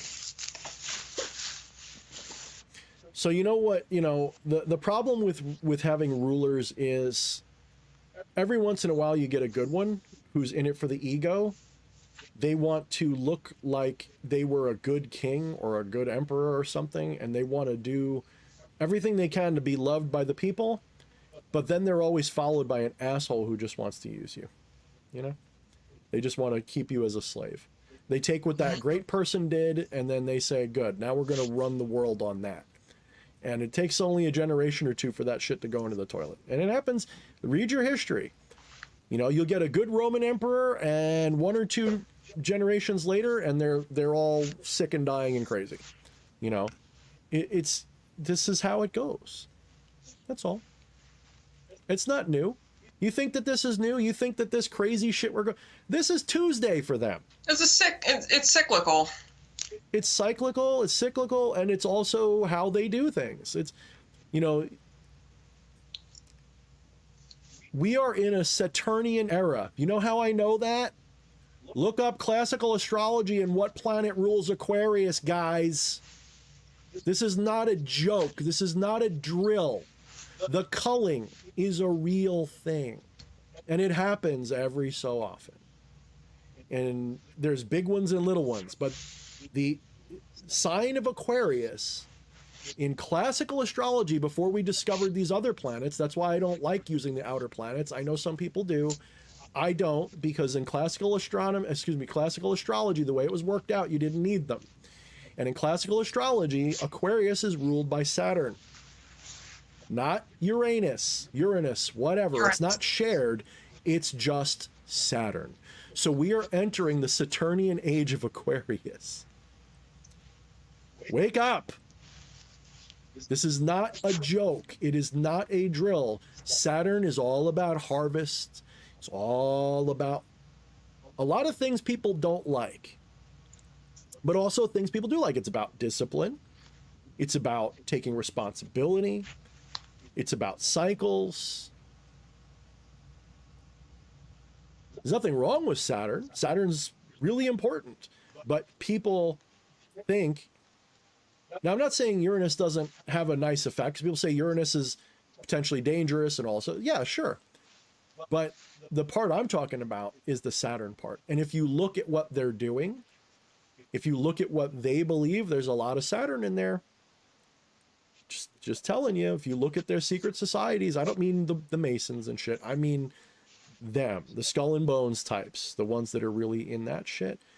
Look at that. Look at what they do. They are a temporal death cult. They are. It's no question. This is all about harvest for them. Now, I mean, why else would they be doing the Malthusian agenda except under a Saturnian sign? Wake up!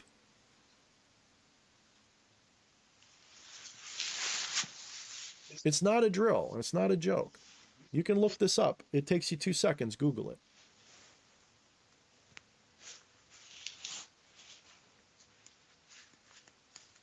Oh, Wyatt, you're just an edgy teenager. There's nothing wrong with Saturn, though. I'm not saying that. I'm just making fun of Wyatt for a second. No, you need Saturn. You need the balance of Saturn. Otherwise, you become a love and light moron. These people are like, Age of Aquarius. Like, it's all just like, you know, really, dude? I mean, that was more in the 70s. People thought that way, but really? Saturn's coming here to like give you like, you know, I don't know, you go find out, bro. There's an outpouring. The question is it going to be an outpouring of death and harvest, or is it going to be an outpouring of wisdom and knowledge, or both? Probably both. Probably both.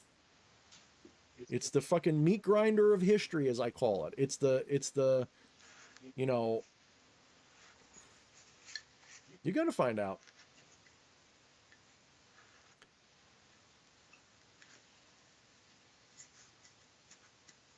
Yeah, so Sin, there's eras, there's minor cycles, there's a 72-year cycle, there's like a couple 100-year cycle, and then there's the bigger ones. So I forget the exact things. I got to look into that more, but they actually exist. If you look up the eras within the ages, they are a thing. Again, a lot of this is fuzzy because we as humans, here's how stupid humans are these days. We look at astrology today You've got the tropical and you got the sidereal, and no one knows about classical. Now that I've discovered classical, I don't give a fuck about tropical or sidereal. Like, those are cool and everything, but I'm like, I'm starting to do that thing where like you sweep the table clear because you've been doing it wrong for 20 years.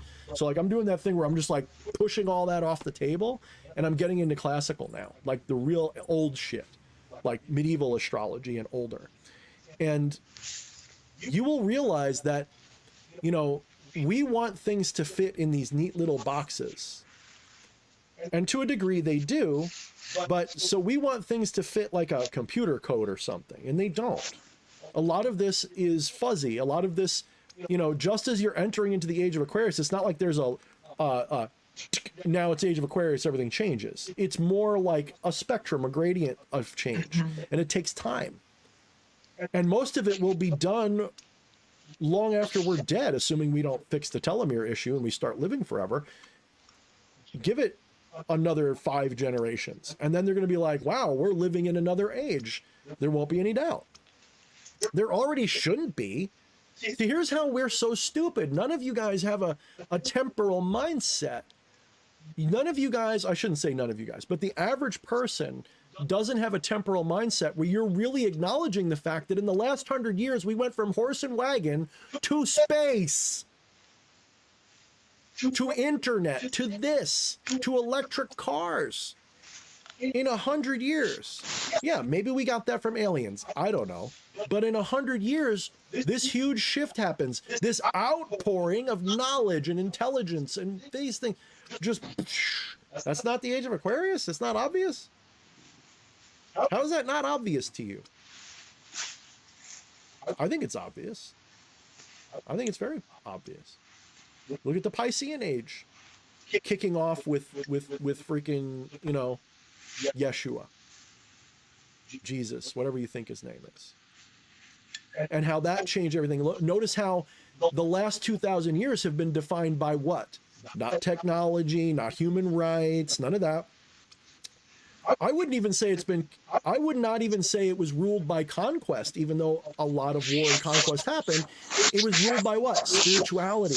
And by spirituality, I don't mean real spirit. I mean being tethered to a religion. The symbol of Pisces is 2 fish tied together. At least that's the really ancient symbolism. 2 fish tied together. So it's like a duality going on. There's a duality there. One fish is trying to be free. The other one, read up on these things. The symbolism is really obvious. So for the last 2,000 years, we've been in a situation where humanity has been falling into that Piscean religiosity.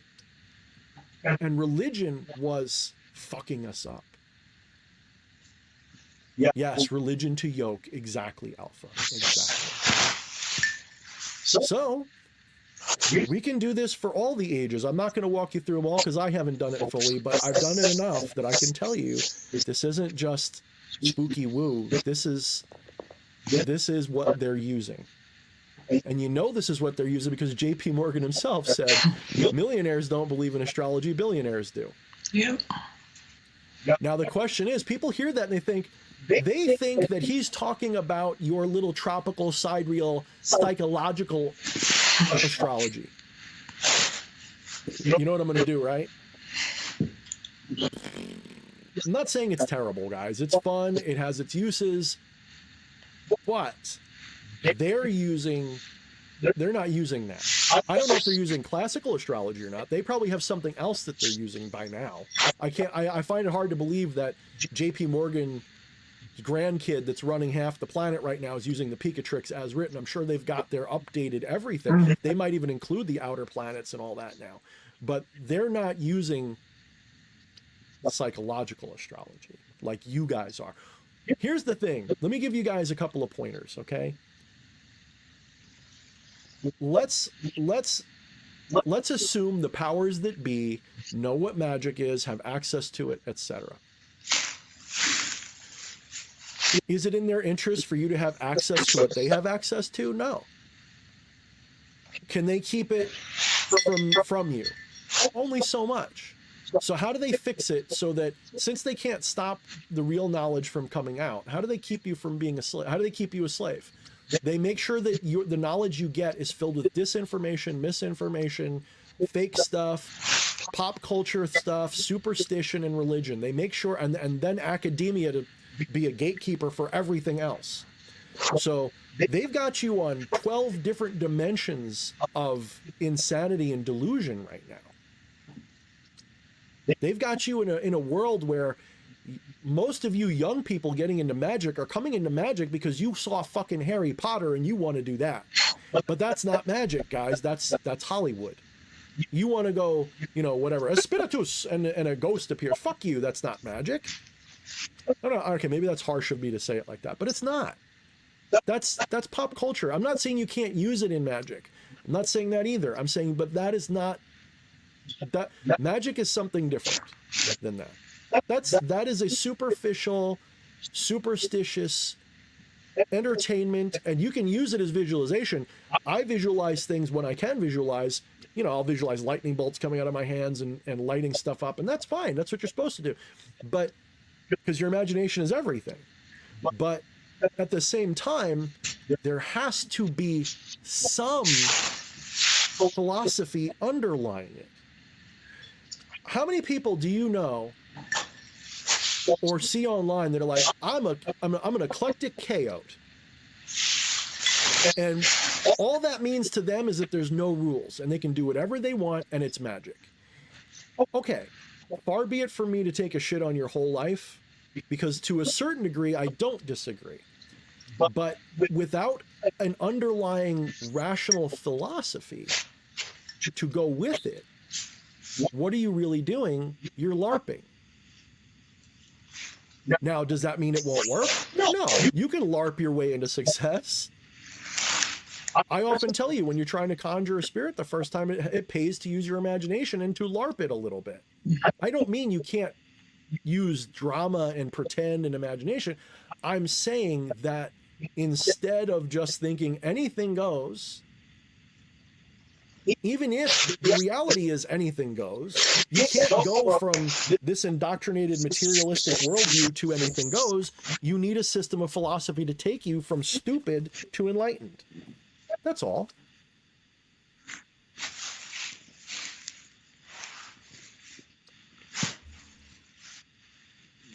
People think that magic is about works. It's not. Works are a validation tool for magic. That's not the point of magic.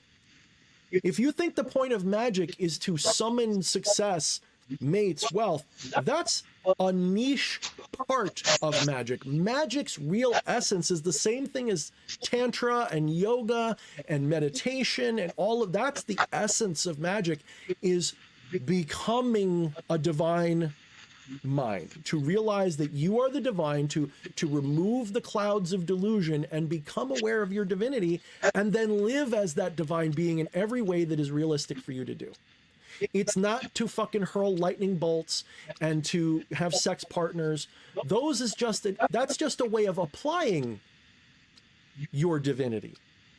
Those are just ways to validate your divinity, but that's not the point. If you think it's the point, you've fallen into one of the deepest ego pits that there is for this practice. And I can't judge you because I've been there.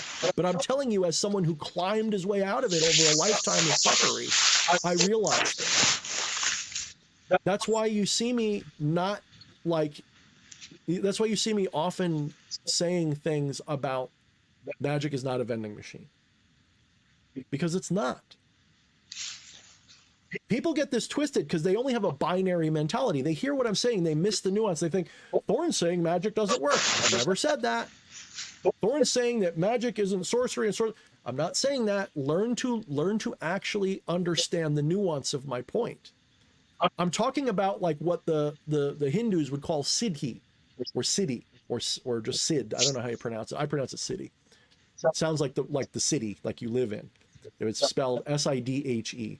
And they tell you siddhi are real, but they're not the point. The point is liberation or moksha or realization or enlightenment. That's the point. And then siddhi, if you're going to get siddhi, you'll get them. but they're not the point of all of this.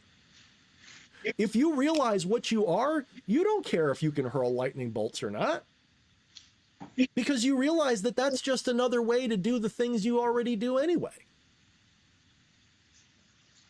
People fall in love with the facade of magic. They fall in love with the Harry Potter and the you know, the Willow movies and shit and Lord of the Rings. That's what people fall in love with, and that's fine. I am not, because, I mean, does it look like I mind that? No, of course not. But what I'm saying is you've got to transcend that magic is a vending machine or genie in a bottle mentality. Only when you do that will it start to really blow your mind. People are like, well, Thorne, you're this great magician. Why do you live in a small cottage? Because I don't mind it. My goal, you can ask my wife, I don't sit here going, I wish we had a mansion.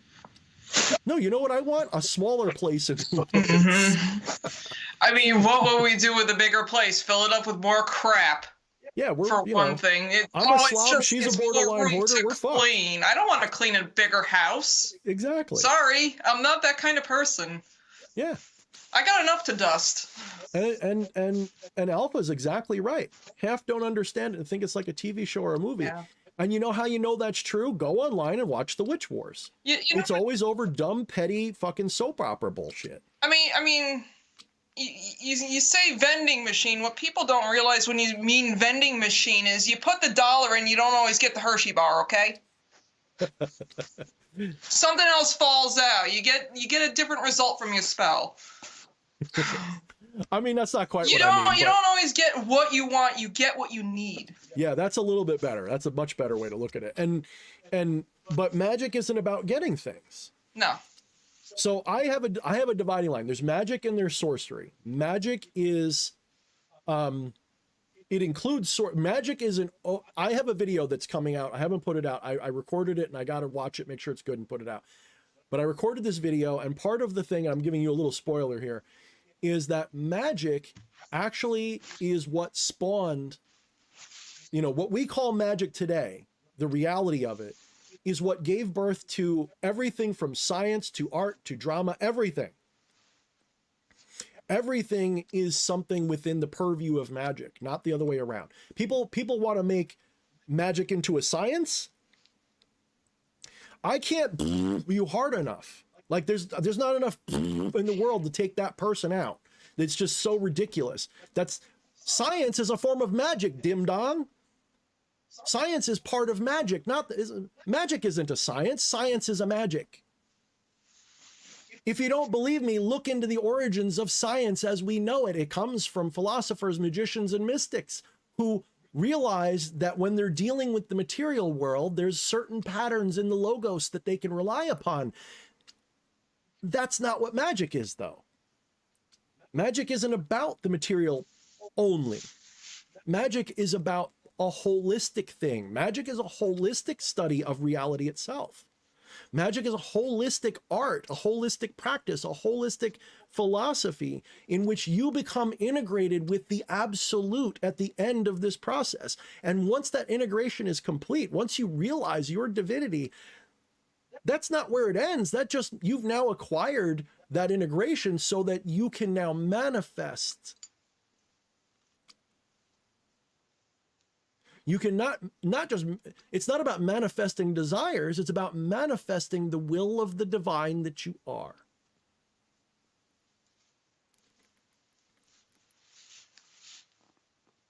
Xander made a good point. He says, if I do a ritual for the lottery and just win more lottery tickets, I'm just happy for the thrill. Me too. Yeah. And in that sense, I give you an A+. If that's really what it is for you, Xander, you've already got it. You're going to do fine. If that's where you're at in your magic, then you have the right attitude. Because I'm going to tell you, sometimes you're not just going to win the lotto tickets, you'll win the fucking lotto. Sometimes it does happen. And it's not a coincidence. There is no such thing as a coincidence. When you understand the higher reality, there is no coincidence. Down here, there's coincidences, but in the absolute, there is no such thing. It is all this way because this is how it has to be. There are no coincidences. Everything is a lesson if you look at it right.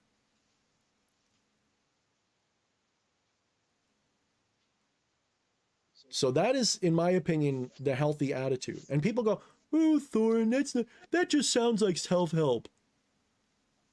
I've had people be like, "Oh, you're not a magician, you're just into self-help." Well, if you're not trying to help yourself, what the fuck are you doing? Mm-hmm. What pays bigger dividends in the end? Let me ask you this. Those of you who think that I'm just a self-help guru and not a magician or something. Those of you who think that magic is all about the thaumaturgy and not the theurgy. If that's what you think, then show me how you doing a spell for $1 million really improved your life. I don't mean the material life, because that's a given. You make $1 million, now you got but the problem is now you got $1 million worth of problems. And now you got $1 million worth of attitude, and you got $1 million worth of ego, and have you transcended anything? Have you actually achieved anything of spiritual significance? Have you actually made yourself better? Or do you just have more shit? Have you just simply climbed a higher pile of crap? You haven't made your life better. You're just a fool. How are the relationships you are in? Yeah. If you win that $1 million, is your spouse going to divorce you and take half of it and say, "Okay, I'm out of here, I got money"? And even then, maybe that's a good thing. Maybe that's what you needed. You know what I mean? So again, if you come to me going, "How do I do magic for fun and profit?" Focus on the fun, fuck the profit. Mm-hmm. The profit will come if that is what your will is really about. So magic is about manifestation. And that doesn't just mean manifesting what you want. Manifestation means to reveal. It means to make apparent. So when we're saying that you're manifesting, that doesn't mean you're just manifesting money and wishes, guys. That means you're manifesting your will. What does that mean? Let's be honest. This isn't just semantics. What does it mean to manifest your will? In literal context, what does that mean? You're going to get, so there's two answers to that. The answer you want to hear is that manifesting your will means you get $1 million. No, what I mean is manifesting your will means you're revealing your will to yourself. You're becoming aware of your will, because that's what's doing everything, not your desires, not your bullshit. Will is what is inevitably done. And it's not, when I say your will, I don't mean D.H. Thorne's will. I mean the divine will that I am. I mean the Tao, of which my personal will is just a small part. And it only looks like it's in conflict because of ignorance that mortality is. The word mortality basically means limitation. You are the divine that has made itself mortal. You've limited yourself. There is no right way. There is no wrong way. There is only the way. And the way is inevitable. You don't have a choice. It's going to be the way it's going to be. The thing that you don't realize is that you're doing it even now. You're doing this whole thing. So when you're trying to manifest, trying to reveal your will, well, what does that mean? Why is that useful? When you know your will, it's no longer about what you want. Your desires start to align with your will. What do you think it means to do yoga or yoke? You're yoking the ego to the truth of your divinity. Yoga as a physical practice is just the physical part of that. It's learning to have your body be into a state of discipline and detachment through these postures, so the energy is flowing and you're in the right state of mind. It's a meditation. It's supposed to be a meditation. It's not just for, yes, it's for health, of course, but it's not just for that. It's getting your root, sacral, and solar plexus chakra into alignment with the heart, the throat, the third eye, and the fucking crown. Because the bottom three are all physical, or at least the most physical of them.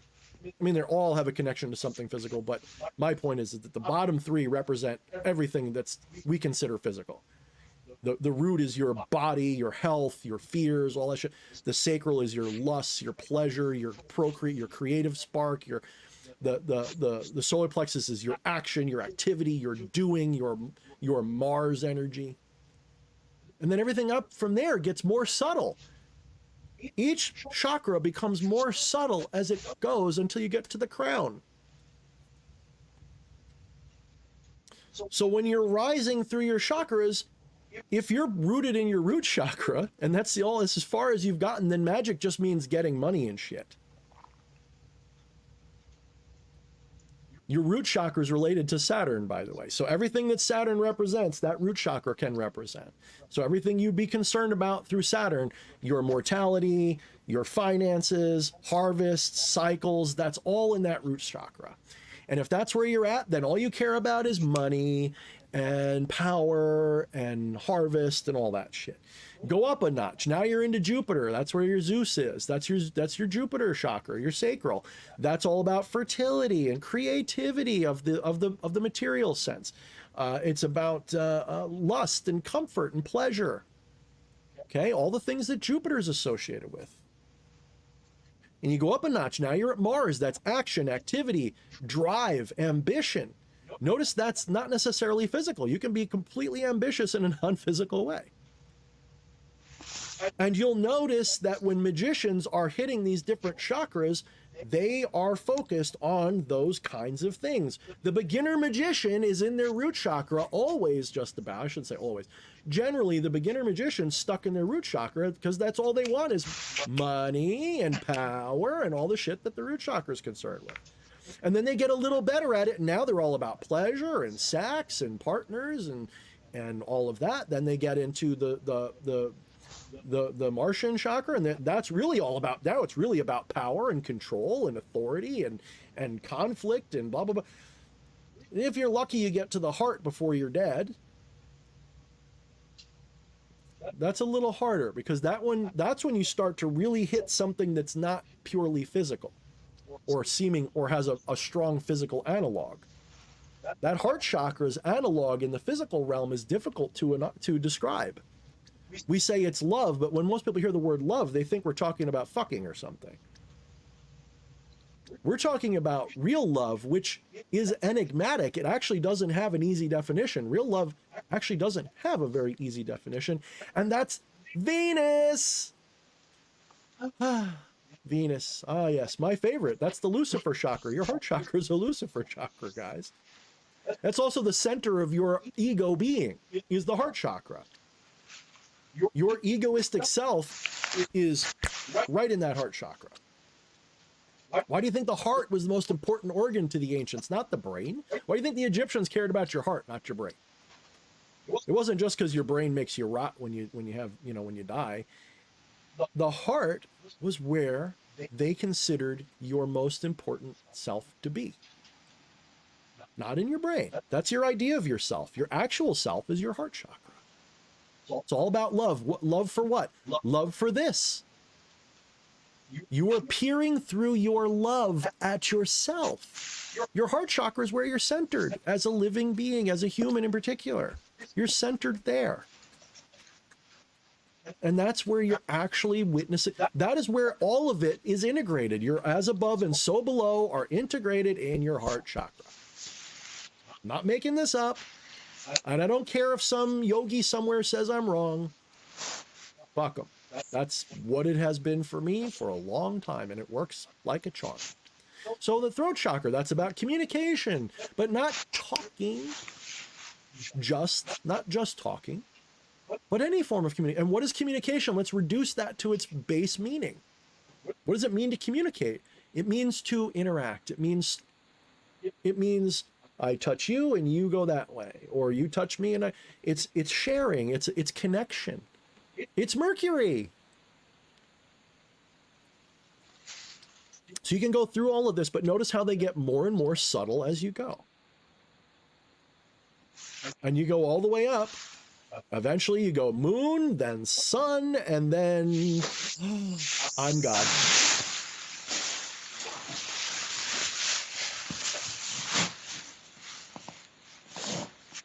I had this analogy the other day that I thought was pretty smart. And I said that, you know what we're like? Every one of you guys listening to me right now, you know what you're like? You are like a giant. And I don't mean like just someone who's like 8 feet tall. I mean like a fee-fi-fo-fum giant. You're like a 30-story tall giant. But you're blind.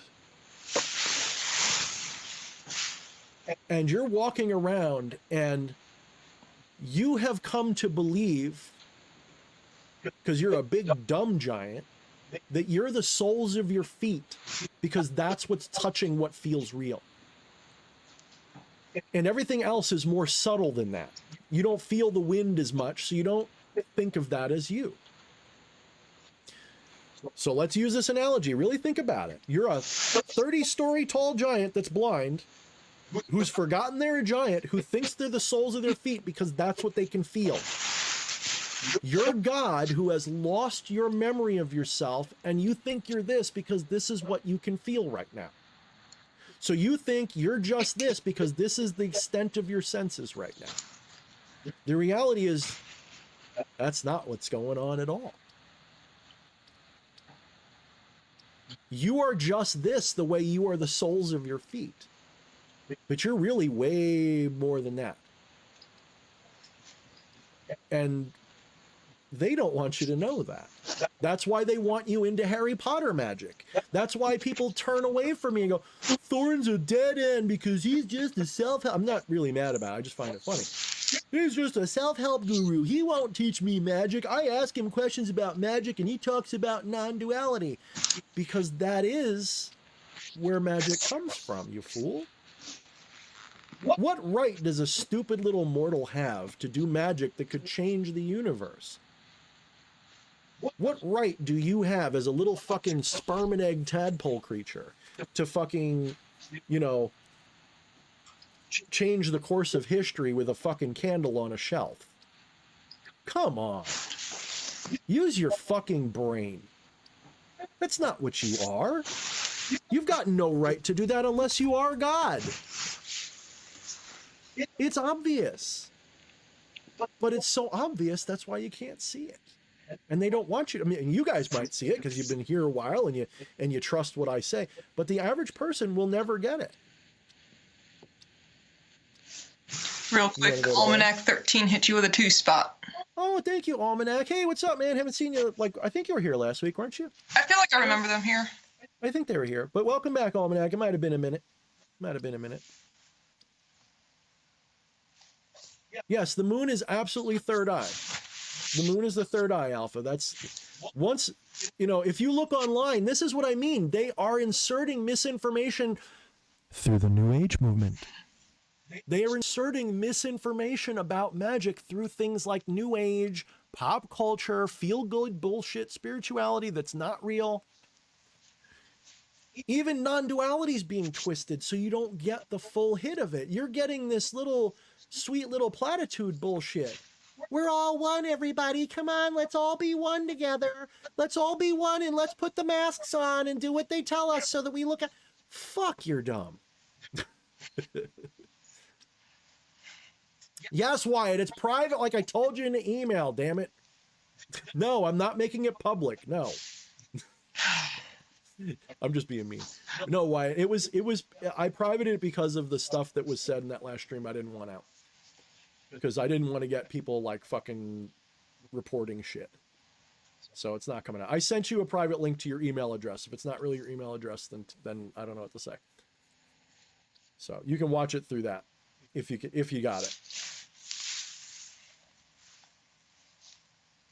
I'm just picking on Wyatt. I'm not really mad. I think Wyatt knows that though. But yeah, so the moon is the third eye. Because the symbolism is the sun is the radiance and the moon receives it and reflects it. That's what your third eye does. Where does the sun hit you? Top of your head. That's the crown.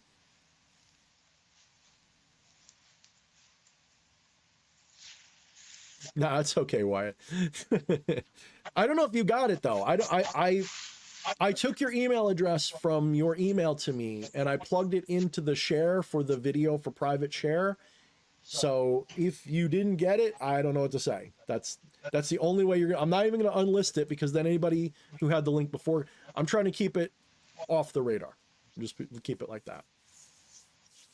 There's too many things in there that were a little too political, a little too opinionated. I don't need to be freaking, even though what I said I'm not ashamed of, I just don't need the fucking hassle. No, there's no sense in that. Yeah. I've also been in a funk the last couple of weeks, in case you haven't noticed, so.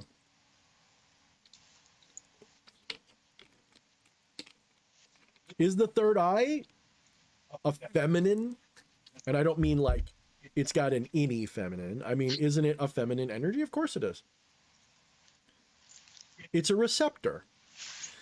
You want to know how you ever notice that your chakra system goes existence, reception, doing. Existence, reception, you know, there's like, so, okay, so your root chakra is I exist. Your sacral is I feel. Your solar is I do. Let's skip the heart for a moment. Your throat is I speak. Your third eye is I perceive. And your crown is I receive. You notice a little pattern here? So your third eye and your sacral are both sensory, but so is your heart. Your heart is a sensory as well. So you have three sensual ones. When I say sensual, I mean receivers. The heart is a transceiver. It's a in and out. It's a receiver and a giver and a projector.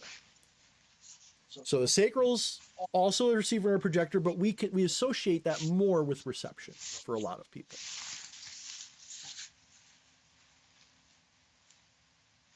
Thank you, Paul Parker.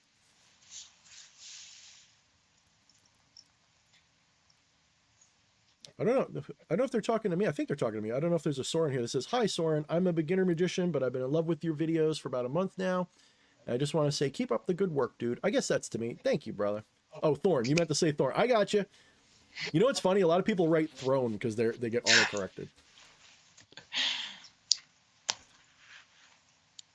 I got to put this bird to bed, so we're going to have to call it a night soon. We're going to have to call it soon, yeah. So what was there anything you come up with you want to say at this point?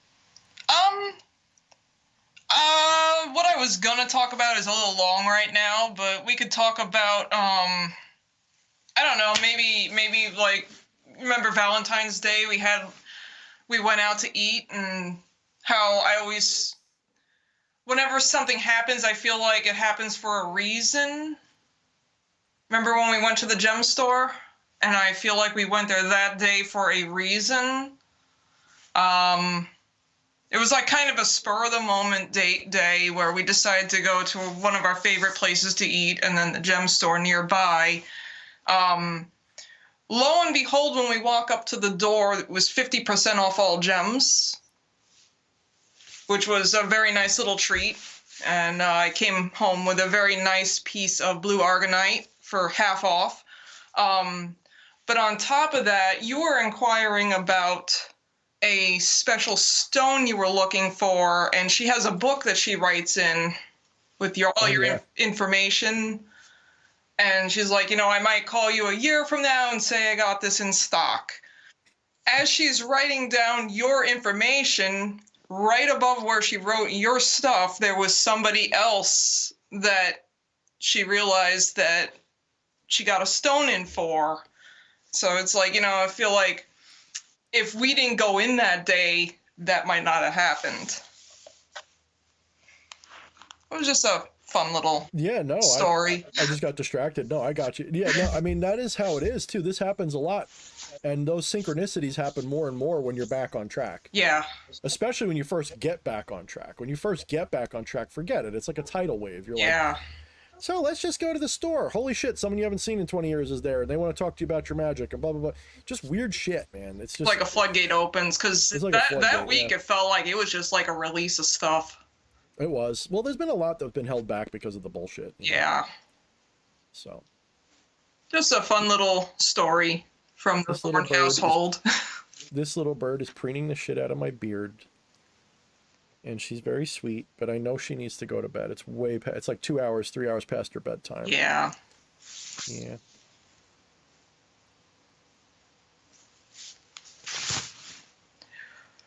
Ooh, MB, yeah, that's an interesting point. I like that point, MB. Thanks for sharing that, because that takes some guts to even share something like that. He says, I have completely ceased to care about magic. It feels too automatic now. This is a problem because I base my whole personality on it, blah, blah, blah, blah. I mean, I would argue that maybe, you know, depending upon your definition of magic, if it's not like mine, then I can't help you as much. But the way I define magic, that's not going to happen. Although I will agree with the basing your personality off of it. You know, like, I guess because I'm on the spectrum a little bit, that means that I tend to be obsessive, and it does become my personality. Like, it's getting harder and harder for me to relate to people that aren't into magic. Like, it's getting a little ridiculous.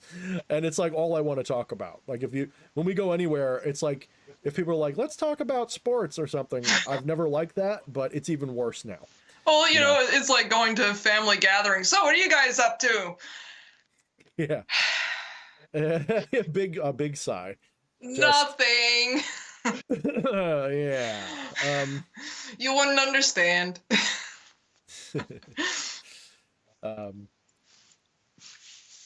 Paul Parker asks, haha, cool, real quick, Thorne, is there a niche form of magic, such as a Shadownomicon or vampirism, you'd like to write another book about?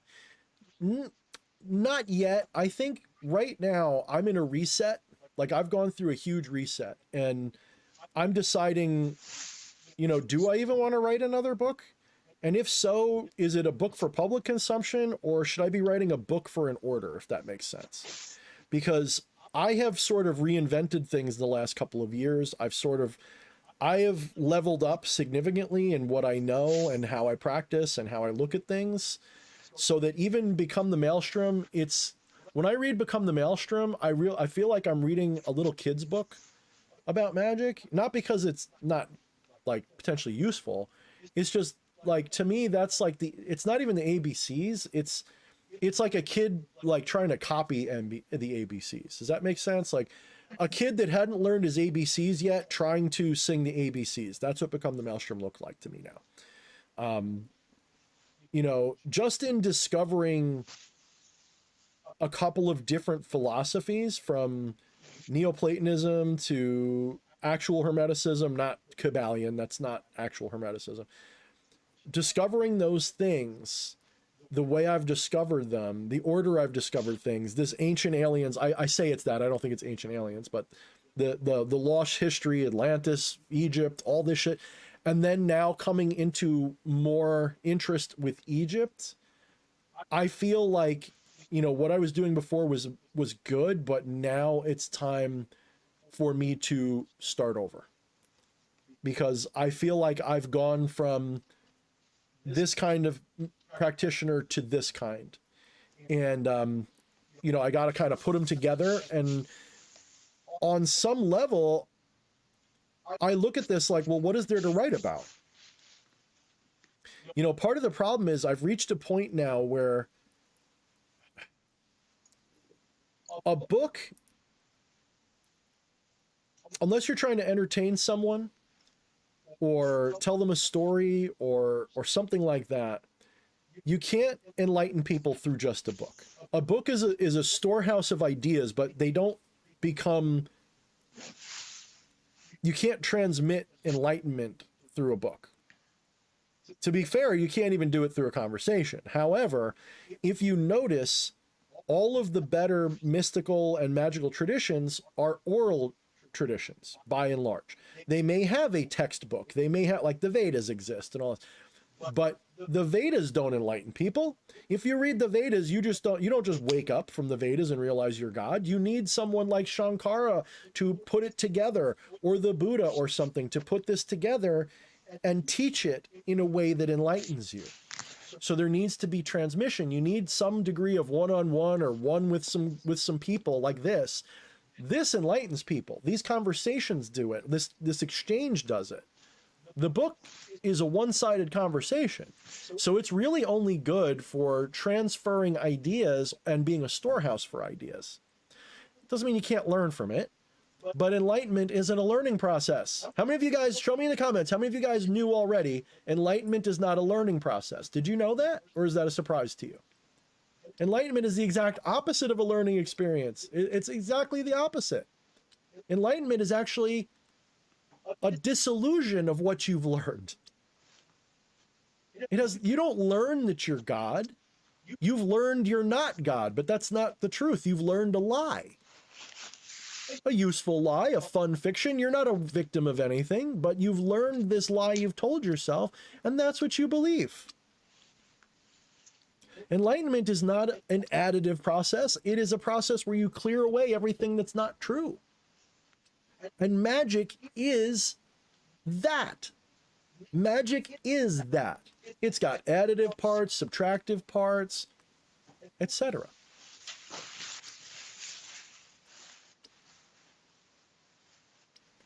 Enlightenment is closer to surrender than it is to knowledge. It is a knowledge, but it's more like a surrender. It's surrendering to something that you already secretly know but have forgotten. Because once you're told you're God, what do? You go, no, I'm not. Or am I really? Can you prove it? Right? There's these doubts or these questions or these rationalizations. So enlightenment is not a knowing because you already know it. It's a realization that only happens after disillusion of the ignorance. So it's enlightenment is literally a letting go. It's a surrender. It's a relaxation. It's a, oh, why didn't I accept that before? The problem is you can't do it on purpose because that's faith, and faith is bullshit. See, the Christians and the Jews and all these other groups, they, not to throw any kind of bigoted shame at them, but their tradition is all about faith and belief and so they have surrender too, but they're surrendering to a deity. You're supposed to be surrendering to the truth.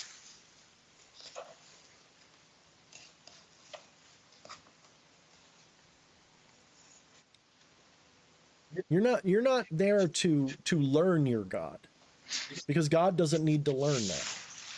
You're there to just realize it. Paul Parker's got a question for you. Okay. He says, badass dude, you seem like a really cool cat, bro. Sorry, my reading's not that great, I'm dyslexic. Bro, do you offer any services where we could have like a one-on-one conversation? Yes and no. I've sort of taken myself off the market for a while. I needed to, I drew that hermit card really hard the last couple of years, and I've been kind of hanging on that. And I sort of took myself out of professional circulation. Part of that is a little bit of, what's the word I'm looking for? Introversion. Not liking to work. Nobody likes, I don't mind working, you know what I'm saying, but I don't like career, like that stuff can get to me. And I'm not saying I won't do it again. But if you have inquiries, I have an email address, which is a little hard to get off of my LINKTREE because my LINKTREE is kind of dilapidated right now. Like I've sort of taken put it another way, I've sort of taken a break, if that makes sense. I've sort of taken a soft break where, I think I burnt out a little bit on trying to be a professional. And I've reverted to just being some guy, this crazy person in the wilderness that's talking and people come and they listen to. And at some point I may turn that back into a business probably soon, but I've sort of taken a break from that. And people are like, ooh, would you fail? No, I've never had a problem getting clients. It's never been anything like that. It's always been more of a question of, I don't fucking feel like it. It's my energy. So that's my email address. You can, of course it adds that little thing. I don't know. Did it pop through right? It looks like it did. There's no space where there shouldn't be. It looks like there's a space between the E and the 666. No, it's all fine on my screen. Okay. Yeah. So no, that should work. I'll pin it. You can use that if you have if you copy paste it, then just make sure there's no spaces when you use it. Yeah. In the off chance that it is there, then I'm not seeing it.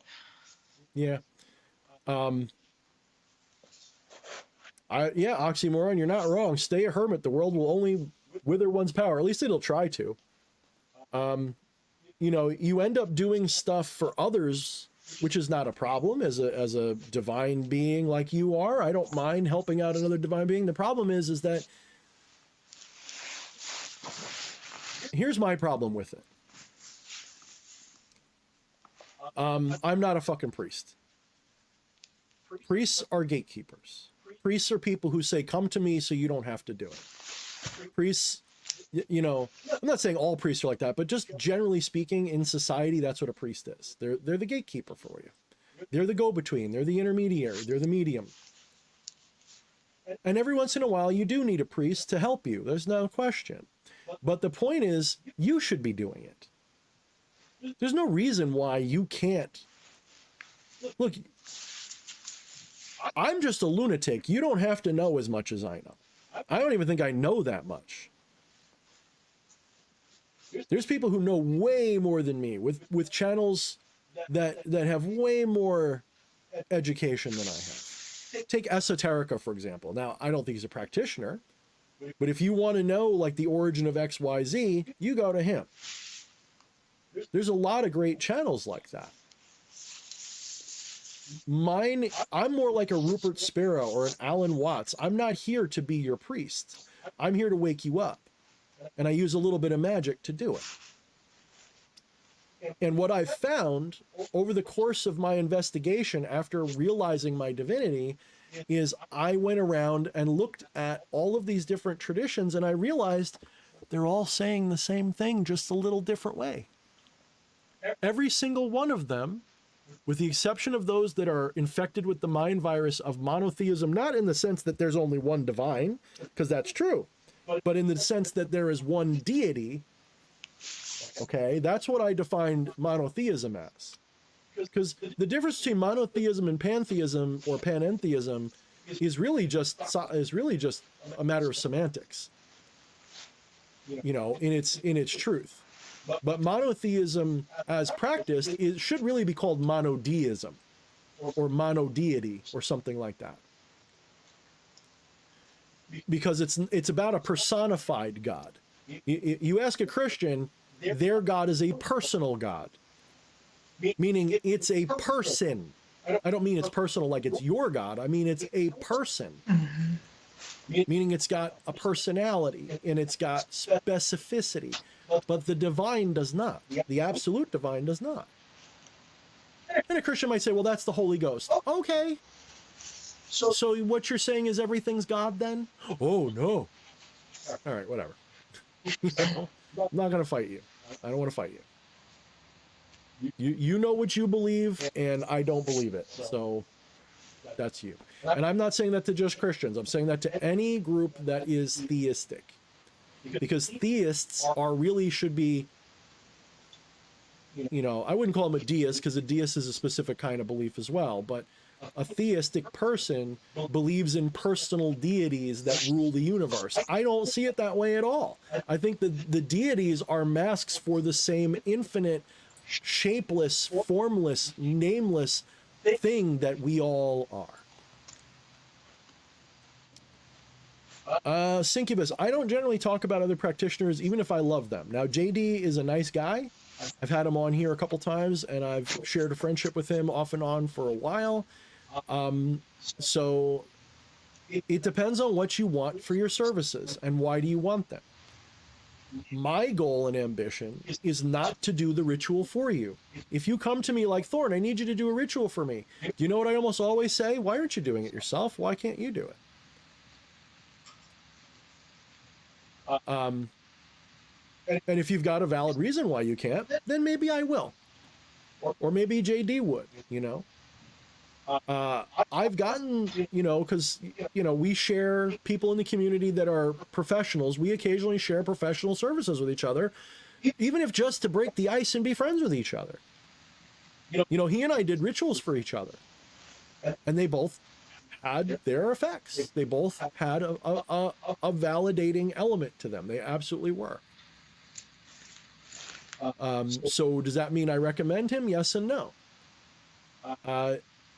You should treat a magician that is offering to do services, like if when I decide to offer services again, which I probably will, it's not just about does it work, because it's not about that. Do you resonate with the ritual operator? Do you resonate with the one who's doing it? And if not, it won't matter what they do. If you don't believe that they're legit, why even ask? I guess what I'm saying, Syncubus, is my opinion of JD should have nothing to do with your choice, because you should know, is this person going to be good at representing me in the ritual? If you don't feel like they are, nothing I say can change that. Is he talented? Is he skillful? Does he know his shit? He knows his shit. He knows what he does. I think he believes, I don't think he's a fake, if that's what you mean. Does that mean that he's good? Does that mean that he is capable? Does that, you'd have to see for yourself. A lot of this depends on you. Not everybody resonates with everybody. Yeah, that's exactly it. It's like a musician. Can any musician worth a damn play, fade to black on a guitar if they're good at guitar? Probably. Can they play it well? Can they play it in a way that you like it? Tough question. I'm not trying to fence sit here. I'm just trying to frame your question for you, because when you may notice, if you follow me for a while, I'm usually more about fixing your question than answering it, because usually people's questions are wrong. Like usually the question is a non sequitur to start with. And I like to get the question fixed so that when you're actually out in the wild, you can answer your own question, because that's what it's really all about. This kind of reminds me of? This kind of reminds me of work, right? You get somebody that comes in and they ask you what color combination is best, right? Of flowers, okay? Because we work at a tree and shrub place, we sell flowers. All right, so every so often you'll get somebody that comes in and asks, which one? And it's not which one do you like necessarily. It's a certain way that they word the question, where it's not what you prefer, right? I don't know where I'm going with this or how this relates right now. I'm fucking just go, tired. Honey, just go. You're doing fine. So I pose the question, what is your personal preference? It's all about your personal preference. Because they'll talk to me like I know what their house looks like. Well, do you think this will go with my house? Do I see your house? Do I know where you live? What is your personal preference? Yeah, and that's a big one. And Jen also pointed out, she also sort of helped. We got to get Jen on too, because she's sort of catching me in my own neglect here. And she said, she pointed out, yes, DH, but in that sense, if someone asks for a recommendation for a ritualist, there are for sure people I recommend versus ones I wouldn't. And I do agree with that too. So let me actually answer your question in that light. Can you trust JD to do a ritual? Absolutely. Yeah. Absolutely. And he will be confidential and he will take care of you. If you're talking about professionalism, then yes, I feel I can safely recommend JD. Does that mean you should? That's up to you on a different level. It's like going to McDonald's. Will you get a cheeseburger? You definitely will. You'll definitely get your cheeseburger. Will you like it? I don't know. Because every incident is different. Every time a magician and a person get together, there's a lot that goes on that can undermine it or make it work better. And that's impossible to predict. Even with divination, you can't predict it. You sort of can. I've actually had cases where I said, I am not doing a ritual for you, even though I feel like you need it, because I know you're just going to stand in the way of it and it's not going to work because you have a bad attitude about it. You think magic's a vending machine. You think that if I do a ritual, heaven and earth is going to part and you're going to get what you want because you believe in a superstitious idea of magic, and I don't. But then someone else says, okay, Thorne, I want this ritual done. I think it'll help me. And I understand that when I watch that video, it's on me. Because I don't just do a ritual for you. I record it for you. You watch the ritual as if you were there. And if you don't understand why that's important, I kind of have to say that you're what am I going to say? If you don't understand why that's important, then you're basically a sucker. Because any good charlatan is going to take advantage of you easily. And how do I know? Because I've unfortunately been associated with a few over my years. There's a few who they will have a folder full of pictures of their altar. Just Trust me on this. They'll do a ritual maybe 3 times, take pictures of it from 50 different angles, and then they'll send you that picture. And they won't actually do a damn thing.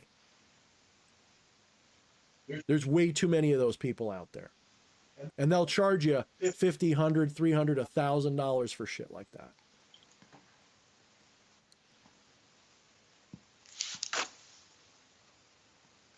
Yeah, that's probably just the way I have the levels, guys. It's probably nothing she's doing. It's probably because I probably just have to turn her down a little. I'm just going to leave it, though. Just Yeah, we're going to be logging off soon anyway. Yeah. It's probably just the way I have the levels. It could be. It could partially, you know, there's a lot of things. I think it's just that I have the levels too high because I hear her, but I don't know how our 2 levels compare. Yeah. Because I'm really bad about having a, I should ask Fleshy. He's more into the audio. I should have him tell me what to do. Like a monitor. Like, I don't use a monitor. Well, so he did threaten us that he was going to come out here and fix our shit one day. He did. Yeah, he did. He was half joking.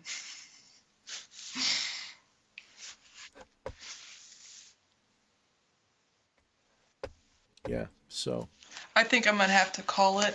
I think we're going to call it. Yeah, Bird is like ready to draw blood. She's tired. I really got to get my sleep schedule on track. Yeah. So guys, I really appreciate everybody who came out tonight to watch. I'm sorry I'm starting off on a bummed out mentality. It's just, you can ask my wife. I've been like this for, I think that's just her clothes moving, guys. I think it's just, that's why I asked her before if her noise cancel was on, because I think it's picking up things. Like, it just picks up stuff. But it's not, I don't know. I hope it's not too bad. But yeah, I came into this like in a bummed out kind of mentality. There's nothing wrong. I mean, you can ask my wife. I'm like, I don't know what's wrong. I just feel like shit. You know, it's just my seasonal depression. You know, I don't know if I need to go suntan or something, or take some vitamin D, or you know, I don't know what. You know, maybe I just need to go sit somewhere and people watch and just steal the energy. That's probably what I got to do. But this time of year, it's always like this. You know, not for nothing, I'm an Aries. My birthday's coming up. So this time of year, I was like, you know, I don't want to leave the womb. You know? So, how about you guys? Does any of you guys get depressed like the month before your birthday, up to your birthday? You know, like, I wonder if that's... I think mine's like 3 months ahead of time. Oh, you're depressed even if the word comes out. I'm kidding. Not my forte. Yeah. MB just hit it on the head. They said, and when they're caught red-handed, they say, if the clients believe it, it'll work. Nope. Has nothing to do with that. It's not, yeah, exactly. It has not, it's that's such a cop. That's such a cop out, you know? Gross. I got my Moldavite Ninurta. I haven't used it in a little bit, but it doesn't, that stuff, Moldavite's good, but I don't, it doesn't snag me out of my depression. It just never did. That's right, Wyatt, because we are mortal. We are immortal and divine. Why not both? Yeah. It could be patchy. That's why I said early on, some of you guys may notice I'm kind of feeling funk. You know, anybody who's sensitive could probably pick up I'm not on my A game the last couple of weeks. You know. What I need, this is what I want to tell you guys, for real. You know what I really need? So many of you people I recognize and I've come to know over the years. Jen, Alpha, Tropo, Wyatt. Some of you guys have been here with me for years, and you guys are like my friends. Some of you I've even met, and we're like friends. Jen I've met, Alpha I've met. And a part of me really wishes, especially you guys, that I could just live locally around you guys, and we could get together and hang out and go to bars, go to clubs, and just live like normal human beings around people like us. And I don't mean that like excluding other people. I just mean so we don't feel like we're the only one in the world that thinks this way. And, you know, all of that, I guess I'm too Gen X for this world, because as much as I enjoy this virtual shit, I miss people. I miss being around people. And, you know, you can tell, you know, like when I go to the club and I'm around people, and it's like really apparent that I need that. I need people every once in a while. So, yeah, Gothy Black Magic Compound. You're not wrong. You're not wrong. There's got to be exit clauses though, because you know people are bad at picking people, and even when we have the best intentions, we can screw it up. So there needs to be like, it can't just be one big house where we're all like sitting in each other's laps, but we need to have like, think of like those retirement communities where they all have like little apartments and like a central hangout. That's what we need. We need like a little village that we own. So if anybody's listening and you got the bucks and you want an ideas guy to help you, because I'm not a doer, I'm a thinker. So if you want to have some good ideas, let's put together a Black Magic Compound, and let's get that started and let's make it work. But Alpha, I'm actually going again on the 31st. If you're in town, I'll be there. We're gonna be vendors. We're gonna be vendors on the 31st at Iron Garden. So if you guys are gonna be in town, you know, anybody who's in Newark on the 31st, I'll be there.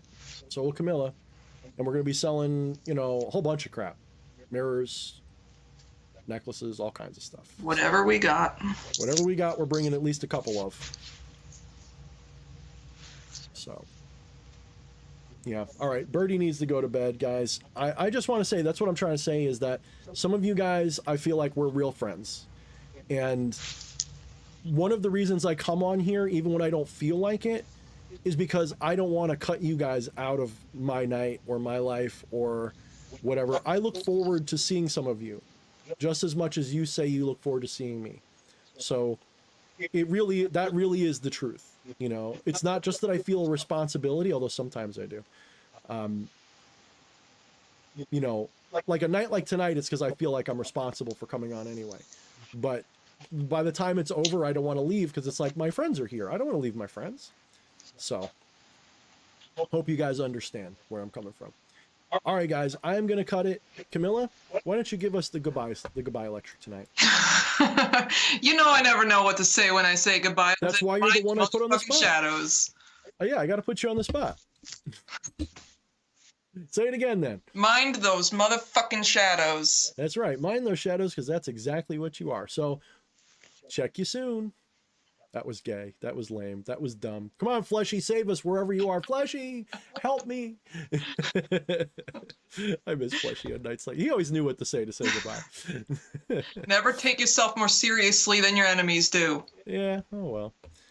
Oh man. All right, guys. I will check you out next week. All right. Bye bye.